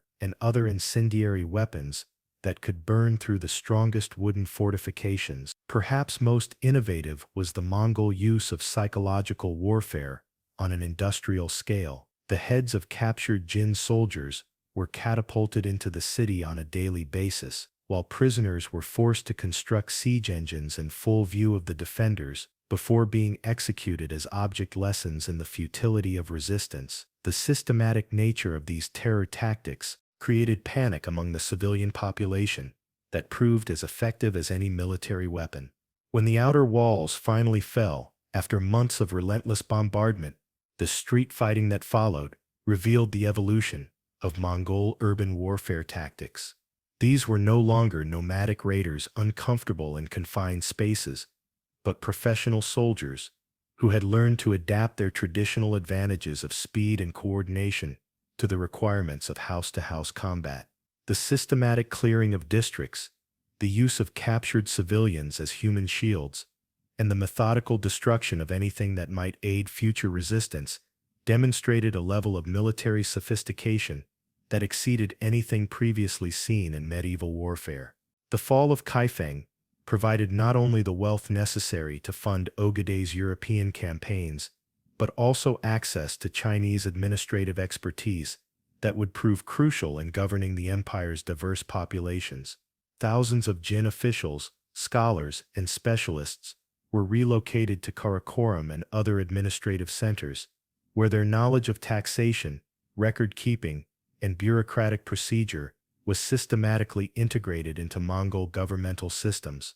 When Kaifeng finally fell in 1233, the systematic looting that followed provided the economic foundation for Ogeday's most ambitious project, the complete conquest of Europe. The wealth accumulated from Chinese cities, combined with the administrative expertise of captured Jin officials and the military technologies acquired through decades of siege warfare, created capabilities that no previous nomadic confederation had ever possessed. The planning for the European campaign revealed the sophisticated strategic thinking that now characterized Mongol military operations. This would not be a raid for plunder, but a systematic conquest designed to extend Mongol dominion to the Atlantic Ocean and incorporate European populations into the growing world empire. Intelligence networks established during earlier campaigns provided detailed information about European military capabilities, political divisions, and potential allies among populations that might welcome liberation from their current rulers. The European campaign that began in 1237 under the command of Batu Khan, Genghis Khan's grandson, and a military commander whose abilities rivaled those of his legendary grandfather, represented the culmination of Mongol military evolution. The forces that crossed the Volga River were not tribal raiders seeking plunder, but a professional army equipped with the finest weapons that Chinese metallurgy could produce, supplied through logistics networks that stretched across continents, and commanded by generals who had learned their craft in the conquest of the world's most sophisticated civilizations. The composition of this invasion force demonstrated the international character that the Mongol military had acquired through decades of conquest. Integration.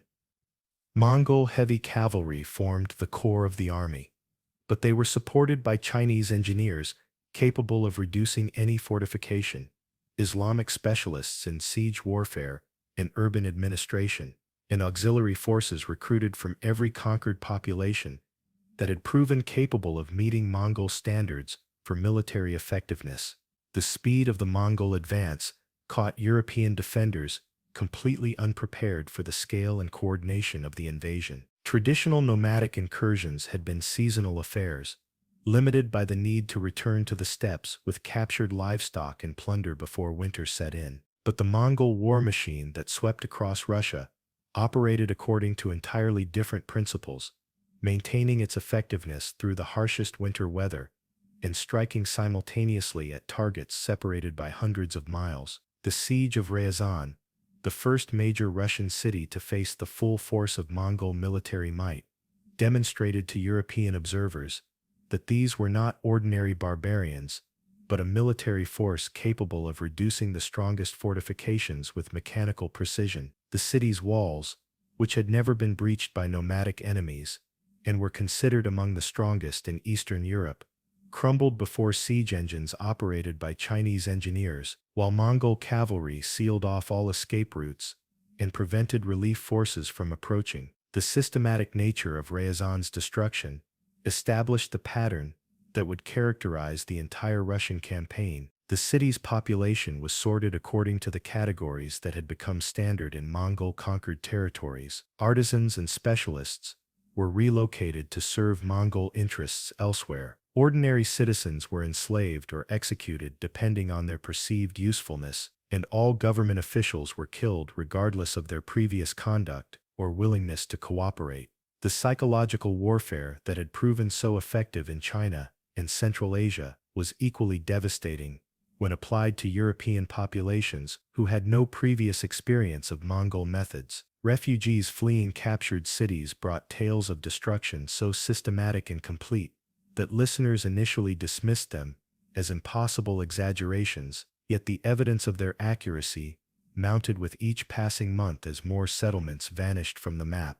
The speed with which news of disasters traveled across medieval Europe created a cascade of panic that preceded the Mongol armies like a plague. Russian princes, who had never seen a Mongol warrior, found themselves facing rebellions among their own subjects, while European rulers, hundreds of miles from the nearest enemy forces, began planning evacuations and considering submission to enemies they had never encountered. Moscow, then a minor trading post of little strategic significance in the complex web of Russian principalities, was captured and burned so thoroughly that it disappeared from historical records for decades.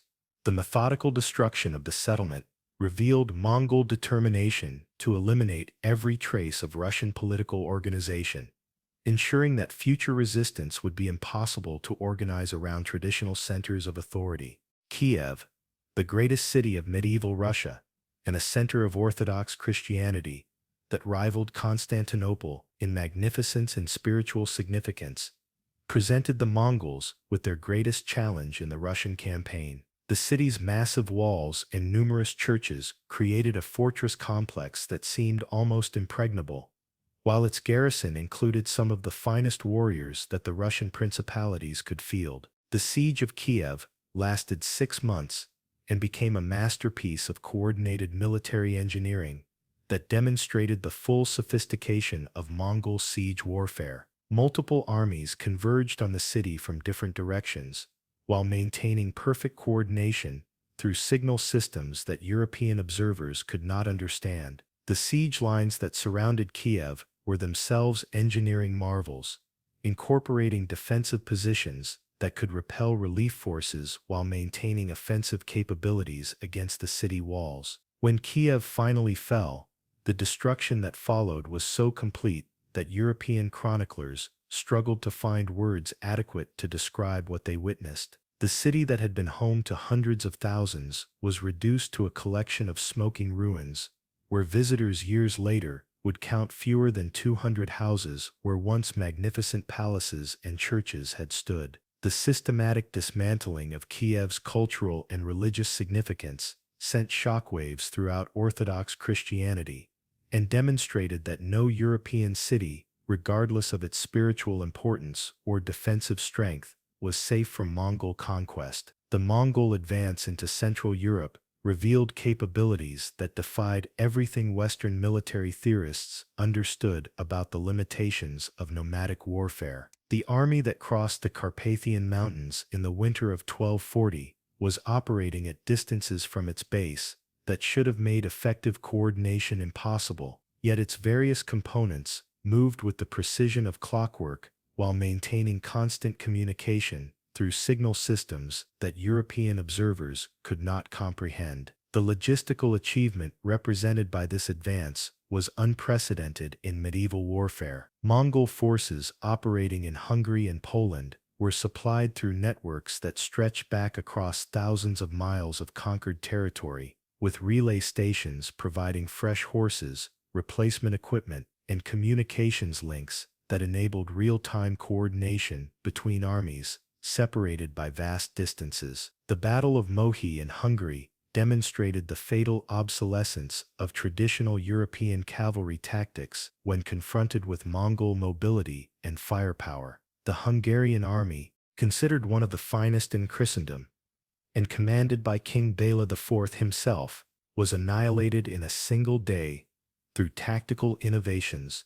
that combined traditional nomadic advantages with siege warfare techniques learned in China and sophisticated intelligence gathering that had mapped every detail of the battlefield in advance. The battle began before dawn with a carefully coordinated Mongol assault that used the darkness to mask their movements, while European defenders struggled to organize their response. Mongol light cavalry, operating with the silent efficiency that had characterized their operations throughout the campaign, established control of key terrain features while the main force prepared for the decisive assault. When daylight revealed the full scope of the Mongol deployment, European observers were astounded by the precision and scale of the enemy formations. This was not the chaotic charge of barbarian warriors, but a methodical military operation executed with mechanical precision by forces that had been trained to operate as integrated components of a larger system. The destruction of the Hungarian army was so complete that organized European resistance virtually collapsed throughout Central Europe. King Bela's escape from the battlefield, with only a handful of followers, demonstrated that even the most powerful European rulers were helpless against Mongol military superiority when it was systematically applied. The simultaneous invasion of Poland revealed the true scope of Mongol capabilities, as forces under Baydar and Kaidu struck at Krakow and other major cities while maintaining perfect coordination with the main army operating hundreds of miles away in Hungary. The ability to coordinate such complex operations across vast distances demonstrated organizational capabilities that exceeded anything in European military experience. The Battle of Legnica, where a combined Polish and German army, including some of the finest heavy cavalry in Europe, was crushed with the same methodical efficiency that had characterized Mongol victories from China to Central Asia, demonstrated that European military superiority in individual combat was irrelevant when confronted with superior organization and tactical coordination. The Mongol advance to the gates of Vienna marked the furthest western penetration of the nomadic empire and brought terror to populations who had considered themselves safely beyond the reach of Eastern barbarism. For the first time in centuries, European rulers faced the prospect of conquest by a power whose capabilities exceeded their understanding and whose methods violated every principle of civilized warfare as they understood it. The panic that gripped European courts was intensified by the systematic nature of Mongol intelligence gathering, which provided their commanders with detailed knowledge of European political divisions, military capabilities, and potential allies. Mongol agents, many of them European captives who had been turned through a combination of threats and promises, operated throughout the continent, gathering information that would prove invaluable in future campaigns. The sudden withdrawal of Mongol forces in late 1241, just as European resistance seemed on the verge of complete collapse, has been attributed by historians to the death of Genghis Khan and the resulting succession crisis that required Batu Khan to return to Mongolia for the selection of a new ruler. This explanation, while partially accurate, understates the sophisticated strategic calculations that influenced Mongol decision-making, even at the height of their military success. The Mongol Empire had reached a scale that strained even their revolutionary administrative systems, while the wealth flowing from conquered territories created opportunities for internal development that were potentially more valuable than continued territorial expansion. The systematic exploitation of Chinese agricultural and manufacturing capabilities, combined with control of Central Asian trade routes, provided economic resources that exceeded anything that could be extracted from European conquests. More importantly, the integration of conquered populations required time and careful management that pure military conquest could not provide. The Mongol genius for adaptation had taught them that lasting empire required more than battlefield victories. It demanded the creation of institutions capable of governing diverse populations across vast distances while maintaining the military effectiveness that had made conquest possible in the first place. The consolidation period that followed the European campaigns witnessed the flowering of what historians call the Pax Mongolica, an era of unprecedented peace and prosperity that connected civilizations from the Pacific Ocean to the borders of Western Europe through trade networks protected by Mongol military power. The same horsemen who had terrorized settled populations now provided security for merchants traveling the Silk Road, while the administrative systems developed for governing conquered territories facilitated commerce on a scale that would not be matched again until the emergence of global maritime empires centuries later. The transformation of the Mongol Empire from a purely military force into a sophisticated commercial and administrative system required fundamental changes in nomadic culture and institutions. Warriors who had grown up believing that wealth came from conquest had to learn to value the steady revenues generated by taxation and trade. Tribal leaders, accustomed to independent action, had to accept coordination with distant authorities whose decisions might conflict with local interests. The capital city of Karakorum, built according to Ogedei's vision in the heart of Mongolia, became a cosmopolitan center where Chinese scholars debated with Islamic theologians, European craftsmen worked alongside Persian artists, and Mongol shamans performed ancient rituals in temples that also housed Buddhist monks and Christian priests. The religious tolerance that had characterized Mongol policy from the beginning created an atmosphere of intellectual exchange that fostered innovations in technology, philosophy, and administrative practice. The city's markets reflected the global scope of Mongol commercial networks, with goods from every corner of the known world displayed alongside products from regions that had been unknown to international commerce before Mongol expansion.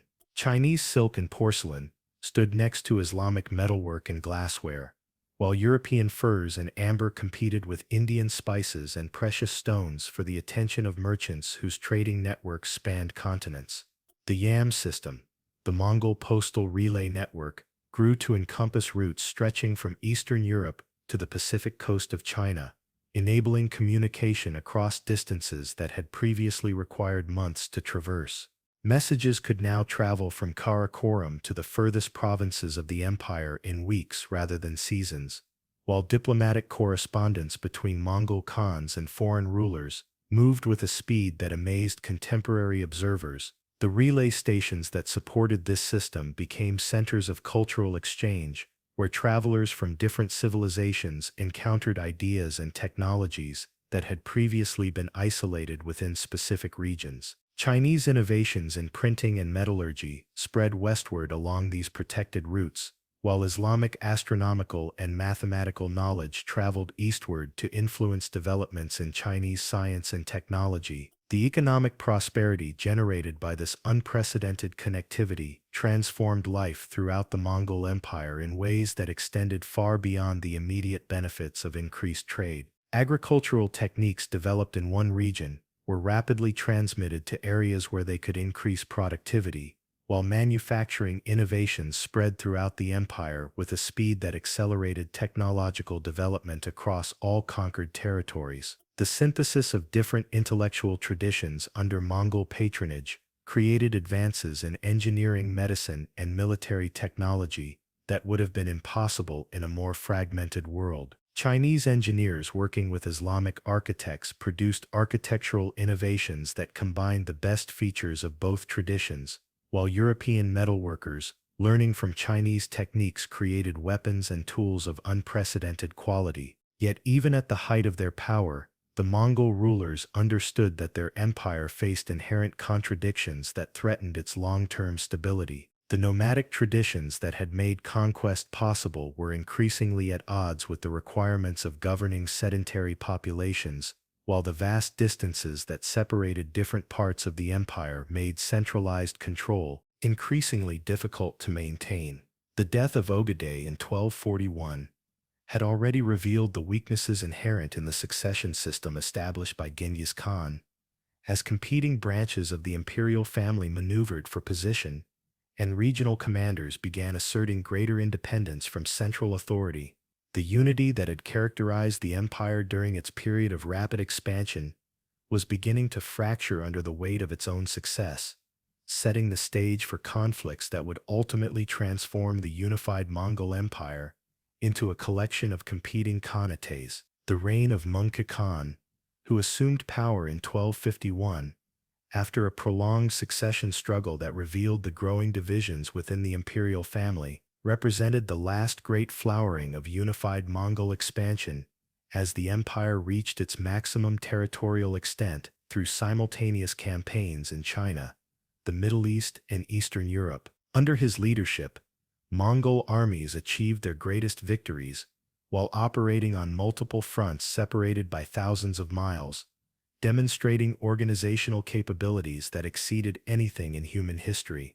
The southern campaign against the Song dynasty in China, led by Mongol's brother Kublai, required the development of new military techniques, adapted to the rice paddies and river systems of subtropical China. The Mongols, traditionally masters of steppe warfare, proved equally capable of adapting to naval combat and siege operations in terrain that should have favored their sedentary enemies. Simultaneously, the Western campaign led by another brother, Hulegu, carried Mongol armies to the shores of the Mediterranean and brought about the destruction of the Abbasid Caliphate in Baghdad, ending 5 centuries of Islamic political unity. The systematic destruction of the House of Wisdom, one of the world's greatest centers of learning, demonstrated that even at the height of their administrative sophistication, the Mongols retained their capacity for devastating cultural destruction when political objectives required it. The coordination required to maintain these simultaneous campaigns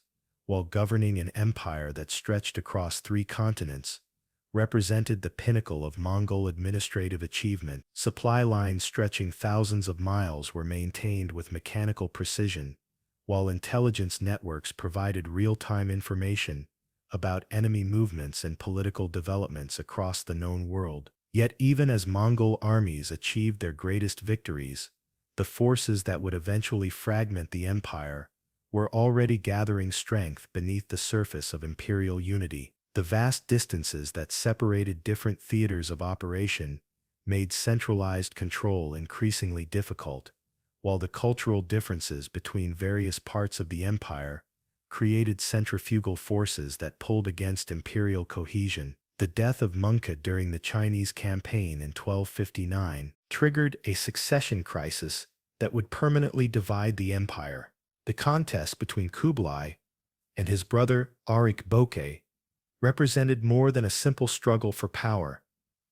It embodied fundamental disagreements about the future direction of Mongol civilization and the proper relationship between nomadic traditions and the requirements of governing sedentary populations. Kublai's victory established him as the Great Khan, but it also marked the effective end of unified Mongol rule. The regional Khans, who had consolidated power during the succession struggle, were unwilling to surrender their independence to any central authority, regardless of its legitimacy according to traditional Mongol law. The empire that had been forged through conquest and held together by the force of individual personality was fracturing into separate realms that would pursue increasingly divergent policies. The transformation from unified empire to competing khanates was not immediate, but the trend was unmistakable. The Golden Horde in Eastern Europe, the Ilkhanate in Persia, the Chagatai Khanate in Central Asia,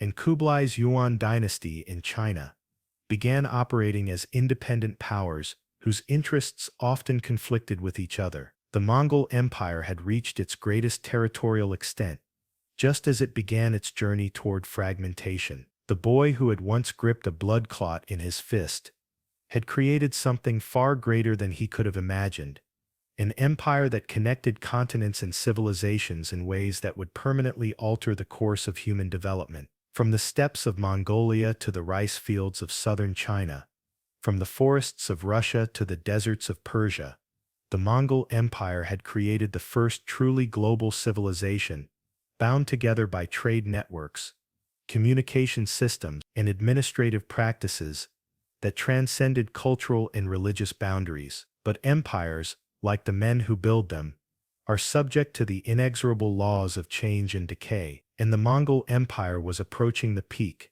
from which the only direction was descent. The very success that had made unified rule possible was now making it impossible to maintain, as local interests asserted themselves against imperial authority, and the practical challenges of governing vast territories overwhelmed even the most sophisticated administrative systems. The legacy of the unified Mongol Empire would endure long after its political structure had collapsed, but the age of conquest was ending, and the age of adaptation was beginning. The nomadic warriors who had terrorized the world were about to discover that ruling it would prove even more challenging than conquering it. The death of Mongol Khan in 1259 marked the end of an era that would never return. As news of the Great Khan's demise spread along the vast communication networks that connected the Mongol Empire from the Pacific Ocean to the Mediterranean Sea, local commanders and regional governors faced a choice that would determine the future of world history. They could maintain their loyalty to the unified empire that Genghis Khan had created, or they could pursue their own interests in the power vacuum that had suddenly opened at the heart of Mongol civilization. The succession struggle that erupted between Kublai Khan and his younger brother Arik Boka represented far more than a simple contest for political supremacy. These two men embodied fundamentally different visions of what the Mongol Empire should become, and their conflict would determine whether the nomadic confederation would continue to exist as a unified force or fragment into separate realms pursuing divergent destinies. Kublai Khan, who had spent years governing Chinese territories and absorbing the sophisticated administrative traditions of sedentary civilization, believed that the empire's future lay in adaptation and integration. He understood that the traditional nomadic lifestyle could not support the complex governmental structures necessary to rule the vast territories that Mongol armies had conquered. In his vision, the Mongols would become the ruling elite of a cosmopolitan empire that drew its strength from the diversity of its subjects rather than the purity of its nomadic heritage. Arik Boka, by contrast, represented the traditionalist faction that viewed any compromise with sedentary culture as a betrayal of the principles that had made Mongol conquest possible. He argued that the empire's strength had always come from the harsh simplicity of steppe life, and that attempts to govern conquered peoples according to their own customs would inevitably corrupt the Mongol character and lead to weakness and decay. The civil war that followed Monga's death lasted 4 years and permanently shattered the unity that had characterized the empire during its period of expansion. When Kublai finally emerged victorious in 1264, he ruled over an empire that existed more in theory than in practice. The regional Khans who controlled vast territories in Central Asia, Persia, and Eastern Europe acknowledged his supremacy in name while pursuing completely independent policies that often conflicted with imperial interests. The Yuan dynasty that Kublai established in China represented the most successful attempt to create a synthesis between Mongol and Chinese civilization. Under his rule, China experienced a period of unprecedented prosperity and cultural achievement that demonstrated the potential benefits of Mongol adaptation to local conditions. The capital at Dadu, known to Europeans as Khan Balik and later as Beijing, became one of the world's greatest cities, its markets filled with goods from every corner of the known world. Kublai's court attracted scholars, artists, and adventurers from across Eurasia, creating an atmosphere of intellectual exchange that fostered innovations in science, technology, and the arts. The Mongol patronage system, that had always rewarded talent, regardless of ethnic background, reached its most sophisticated expression under Yuan rule, as Chinese officials worked alongside Central Asian administrators and European advisors to govern the most populous empire in human history. Yet even as Kublai created a model of successful cultural integration in China, the other regions of the former Mongol Empire were pursuing dramatically different paths that reflected local conditions and traditions. The Golden Horde, which controlled the steppes of southern Russia and extracted tribute from the emerging Russian principalities, maintained a more traditional nomadic lifestyle while gradually adopting Islamic customs that differentiated them from their Mongol cousins in China. The Ilkhanate in Persia faced the complex challenge of governing a population that possessed one of the world's most sophisticated literary and administrative traditions. The Mongol rulers of Iran gradually adopted Persian customs and converted to Islam, but their reign was marked by constant tensions between nomadic and sedentary elements that never achieved the synthesis that Kublai had accomplished in China. The Chagatai Khanate in Central Asia, controlling the heartland of the old Mongol Empire, experienced the most dramatic decline as competing factions struggled for control over territories that lacked the agricultural wealth of China or the commercial prosperity of Persia. The gradual fragmentation of this region into smaller and smaller political units reflected the centrifugal forces that were pulling the entire Mongol world apart. The transformation of these four khanates proceeded at different rates and in different directions, but all shared certain common characteristics that marked them as products of the Mongol imperial experience. Religious tolerance remained a hallmark of Mongol governance, even as local rulers adopted specific faiths, while meritocratic principles continued to influence administrative appointments, despite the gradual reassertion of traditional hierarchies. The commercial networks that had flourished under unified Mongol rule initially survived the political fragmentation, as merchants and administrators, who had learned to operate across cultural boundaries, continued to facilitate trade between regions that were becoming increasingly independent. The Silk Road reached its greatest prosperity during the late 13th and early 14th centuries, when Mongol protection had eliminated the bandits and local conflicts that had traditionally made long-distance commerce hazardous. Marco Polo's famous journey to Kublai's court, which began in 1271 and lasted over 2 decades, provides a unique European perspective on the Mongol Empire at the height of its cultural achievement. His detailed observations of Chinese technology, administrative systems, and commercial practices introduced Europeans to innovations that would not reach the West for centuries through other channels. Polo's descriptions of paper money, coal as fuel, and mechanical clocks amazed European readers who lived in societies where such technologies were unknown. His accounts of Mongol religious tolerance, where Buddhist monasteries stood alongside Christian churches and Islamic mosques, challenged European assumptions about the relationship between political authority and religious orthodoxy. More significantly, Polo's travels demonstrated the continued viability of transcontinental communication and commerce under Mongol auspices. His journey from Venice to Beijing and back again, while certainly extraordinary, was made possible by the passport systems, way stations, and security arrangements that the Mongols had established throughout their former empire. Yet even as the Pax Mongolica reached its cultural and commercial zenith, the political foundations that had made it possible were crumbling. The Black Death, which spread along the trade routes that connected Asia and Europe, demonstrated both the achievements and the vulnerabilities of the interconnected world that Mongol expansion had created. The same networks that had facilitated unprecedented cultural exchange also provided pathways for devastating epidemics that killed millions across 3 continents. The plague's demographic impact accelerated political changes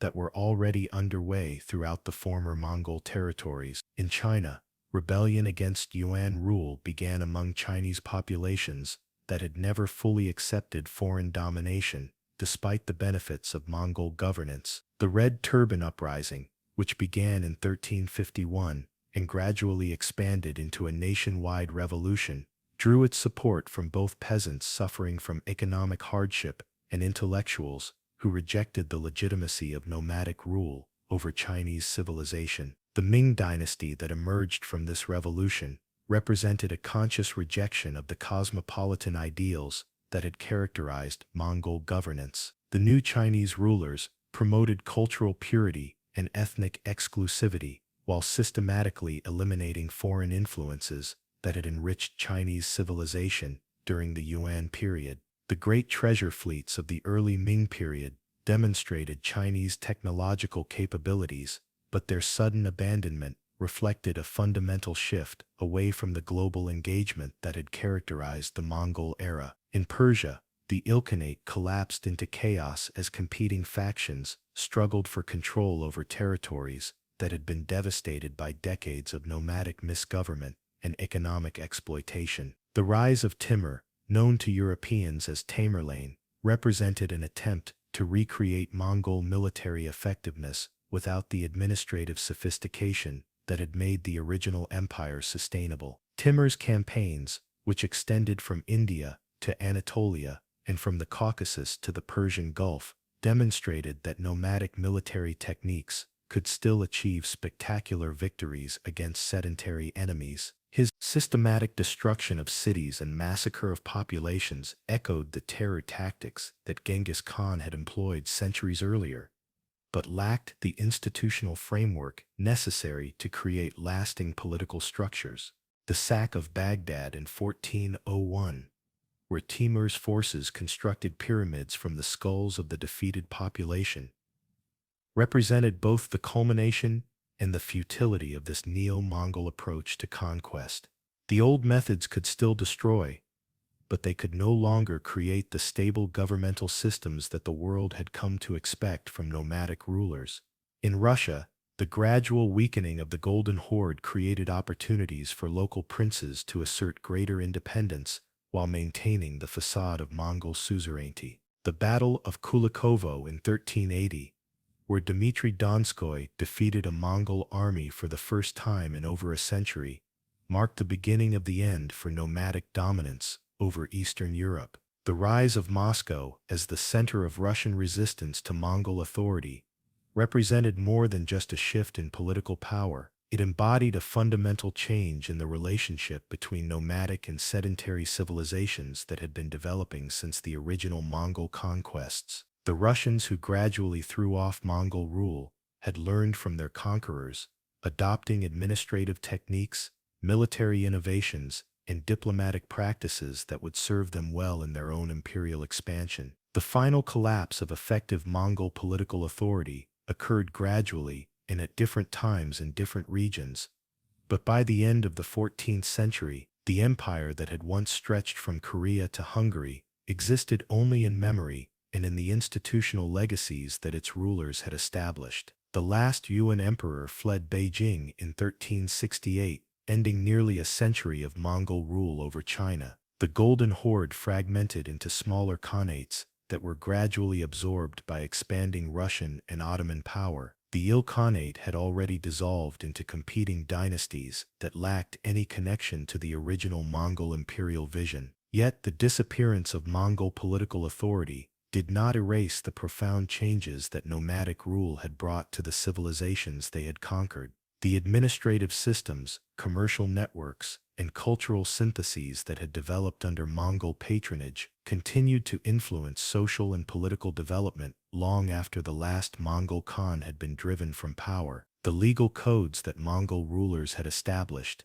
incorporating elements from Chinese, Islamic, and European traditions, provided precedents for later developments in international law and diplomatic practice. The religious tolerance that had characterized Mongol governance challenged traditional assumptions about the relationship between political authority and spiritual orthodoxy, contributing to intellectual developments that would eventually influence the European Enlightenment. The technological innovations that had spread along Mongol trade routes continued to transform daily life throughout Eurasia, long after the political structures that had facilitated their transmission had disappeared.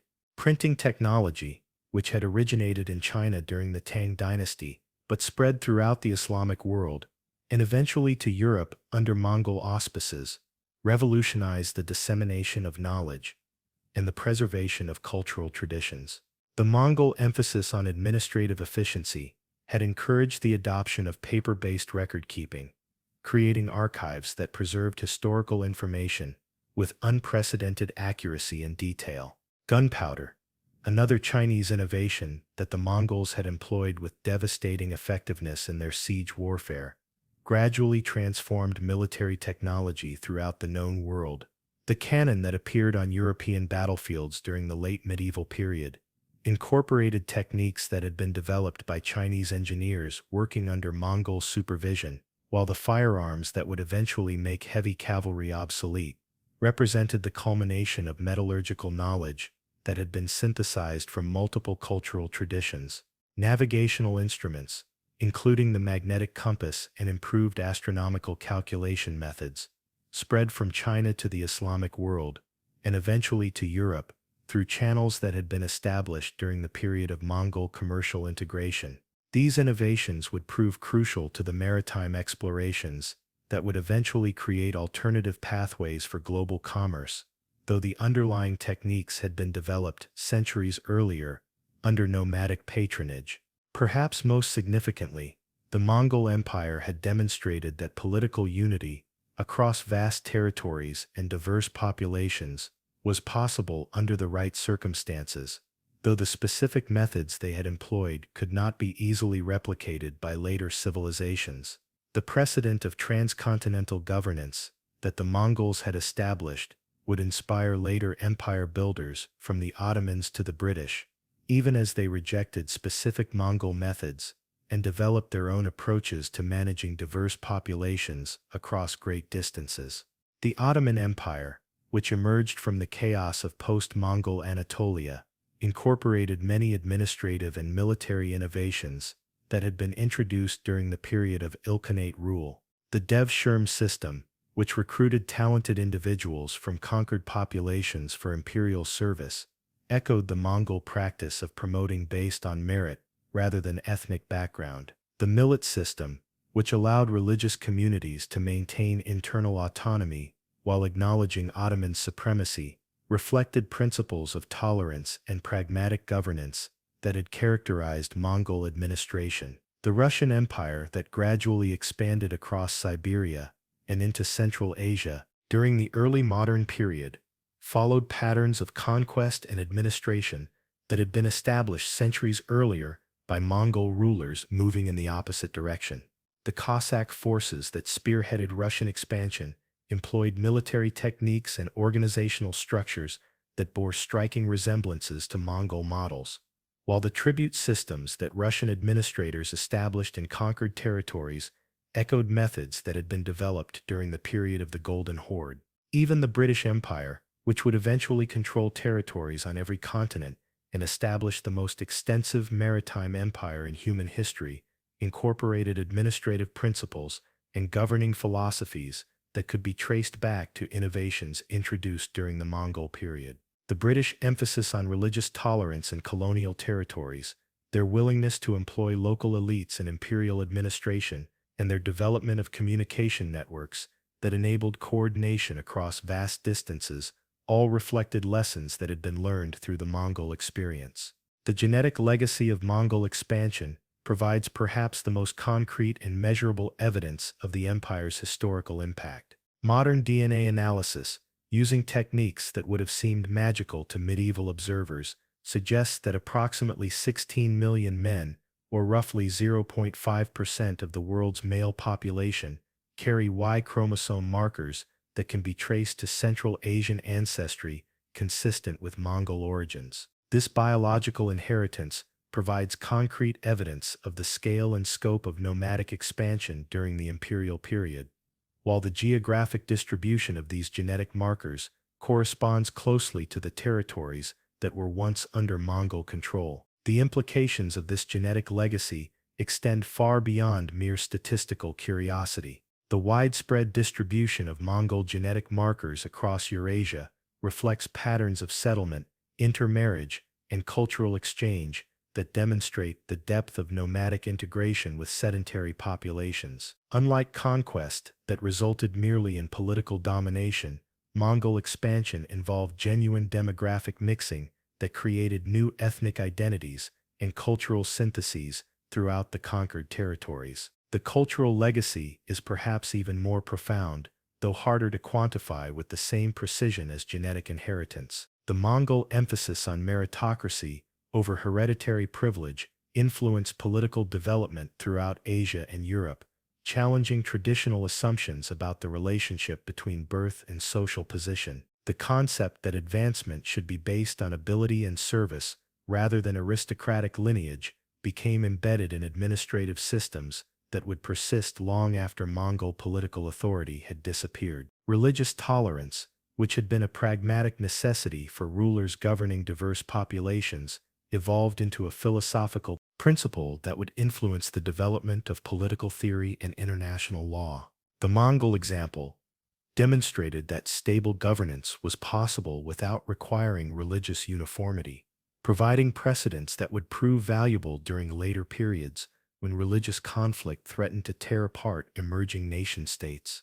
The administrative techniques that Mongol rulers had developed for coordinating activities across vast distances anticipated methods that would not be fully realized again until the emergence of modern communication technologies.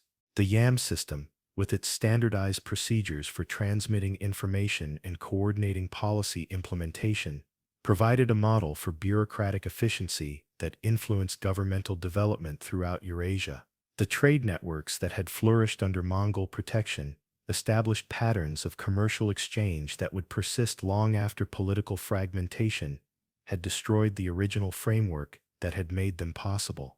The Silk Road continued to function as a conduit for goods and ideas between East and West until maritime routes developed by European explorers provided alternative pathways for transcontinental commerce, but the underlying economic relationships that had been established during the Mongol period continued to influence commercial development. The intellectual exchanges that had characterized the Mongol period contributed to scientific and philosophical developments that would influence human knowledge for centuries after the empire's political collapse. The synthesis of Chinese, Islamic, and European traditions under Mongol patronage created innovations in astronomy, mathematics, medicine, and engineering that advanced human understanding in ways that would have been impossible without the cultural contacts that nomadic expansion had made possible. The astronomical observations that had been coordinated across the Mongol Empire, from Beijing to Mariga to Karakoram, provided data that would influence the development of more accurate calendrical systems and navigational techniques. The mathematical innovations that resulted from the interaction between Chinese algebraic methods and Islamic geometric traditions would eventually contribute to advances in European mathematics that made the scientific revolution possible. Medical knowledge that had been accumulated through the treatment of diverse populations under varying climatic and environmental conditions created a synthesis of therapeutic approaches that was far more sophisticated than any single cultural tradition could have achieved in isolation. The plague treatises that were written during and after the Black Death incorporated insights from Chinese, Islamic, and European medical traditions that had been brought together under Mongol auspices, engineering innovations that had been developed for military purposes during the conquest period, found peaceful applications that transformed daily life throughout the former empire. Irrigation systems that incorporated techniques from multiple cultural traditions increased agricultural productivity, while architectural innovations that combined nomadic mobility with sedentary permanence created new building styles that influenced construction practices for generations. As the 14th century drew to a close, and the last remnants of Mongol political authority disappeared from the world stage, the civilizations that had been transformed by nomadic conquest began to develop in new directions that reflected both their indigenous traditions and the foreign influences they had absorbed during the imperial period. The China that emerged under Ming rule was fundamentally different from the China that the Mongols had conquered, enriched by technologies and administrative practices that had originated in other parts of the empire. The isolation that characterized Ming foreign policy represented a conscious rejection of the cosmopolitan ideals that had flourished under Yuan rule. But even this rejection bore the marks of Mongol influence. The elaborate court ceremonials that Ming emperors employed to demonstrate Chinese cultural superiority incorporated elements that had been introduced during the period of nomadic rule, while the administrative systems that governed the empire retained organizational principles that had been refined under Mongol supervision. The Islamic world that gradually recovered from the devastation of Mongol conquest incorporated elements of nomadic governance and Chinese technology that influenced the development of later Islamic empires. The Safavid dynasty in Persia, the Mughal Empire in India, and the Ottoman Empire in Anatolia all employed administrative techniques and military innovations that had been introduced during the period of Mongol domination, though they adapted these borrowings to conform with Islamic legal and cultural traditions. The European societies that had been terrorized by Mongol invasion retained institutional memories of nomadic capabilities that would influence their own military and diplomatic development for generations. The emphasis on mobility and coordination that had characterized Mongol military operations influenced European tactical development, while the intelligence-gathering techniques that had made Mongol administration so effective provided models for the diplomatic services that emerging nation-states would establish. The Russia that eventually emerged from Mongol domination had been permanently transformed by the experience of foreign rule, adopting administrative techniques and imperial ambitions that would shape its development as a great power. The expansion of Russian authority across Siberia and into Central Asia followed patterns that had been established centuries earlier by Mongol conquerors moving in the opposite direction, while the autocratic governmental systems that characterized Tsarist rule incorporated principles of centralized authority that had been refined under nomadic supervision. The memory of Mongol achievement would continue to inspire and terrify subsequent generations long after the political structures that had made their conquests possible had disappeared. Napoleon's invasion of Russia was influenced by his study of Mongol military methods, while Hitler's plans for continental domination explicitly referenced the precedent that nomadic conquerors had established. The persistence of these historical memories demonstrates the profound psychological impact that Mongol expansion had on human consciousness. Standing at the end of this remarkable story, spanning nearly 2 centuries from the birth of Temujin to the final collapse of Mongol political authority, we can see that the nomadic empire represented both a culmination and a transition in human development.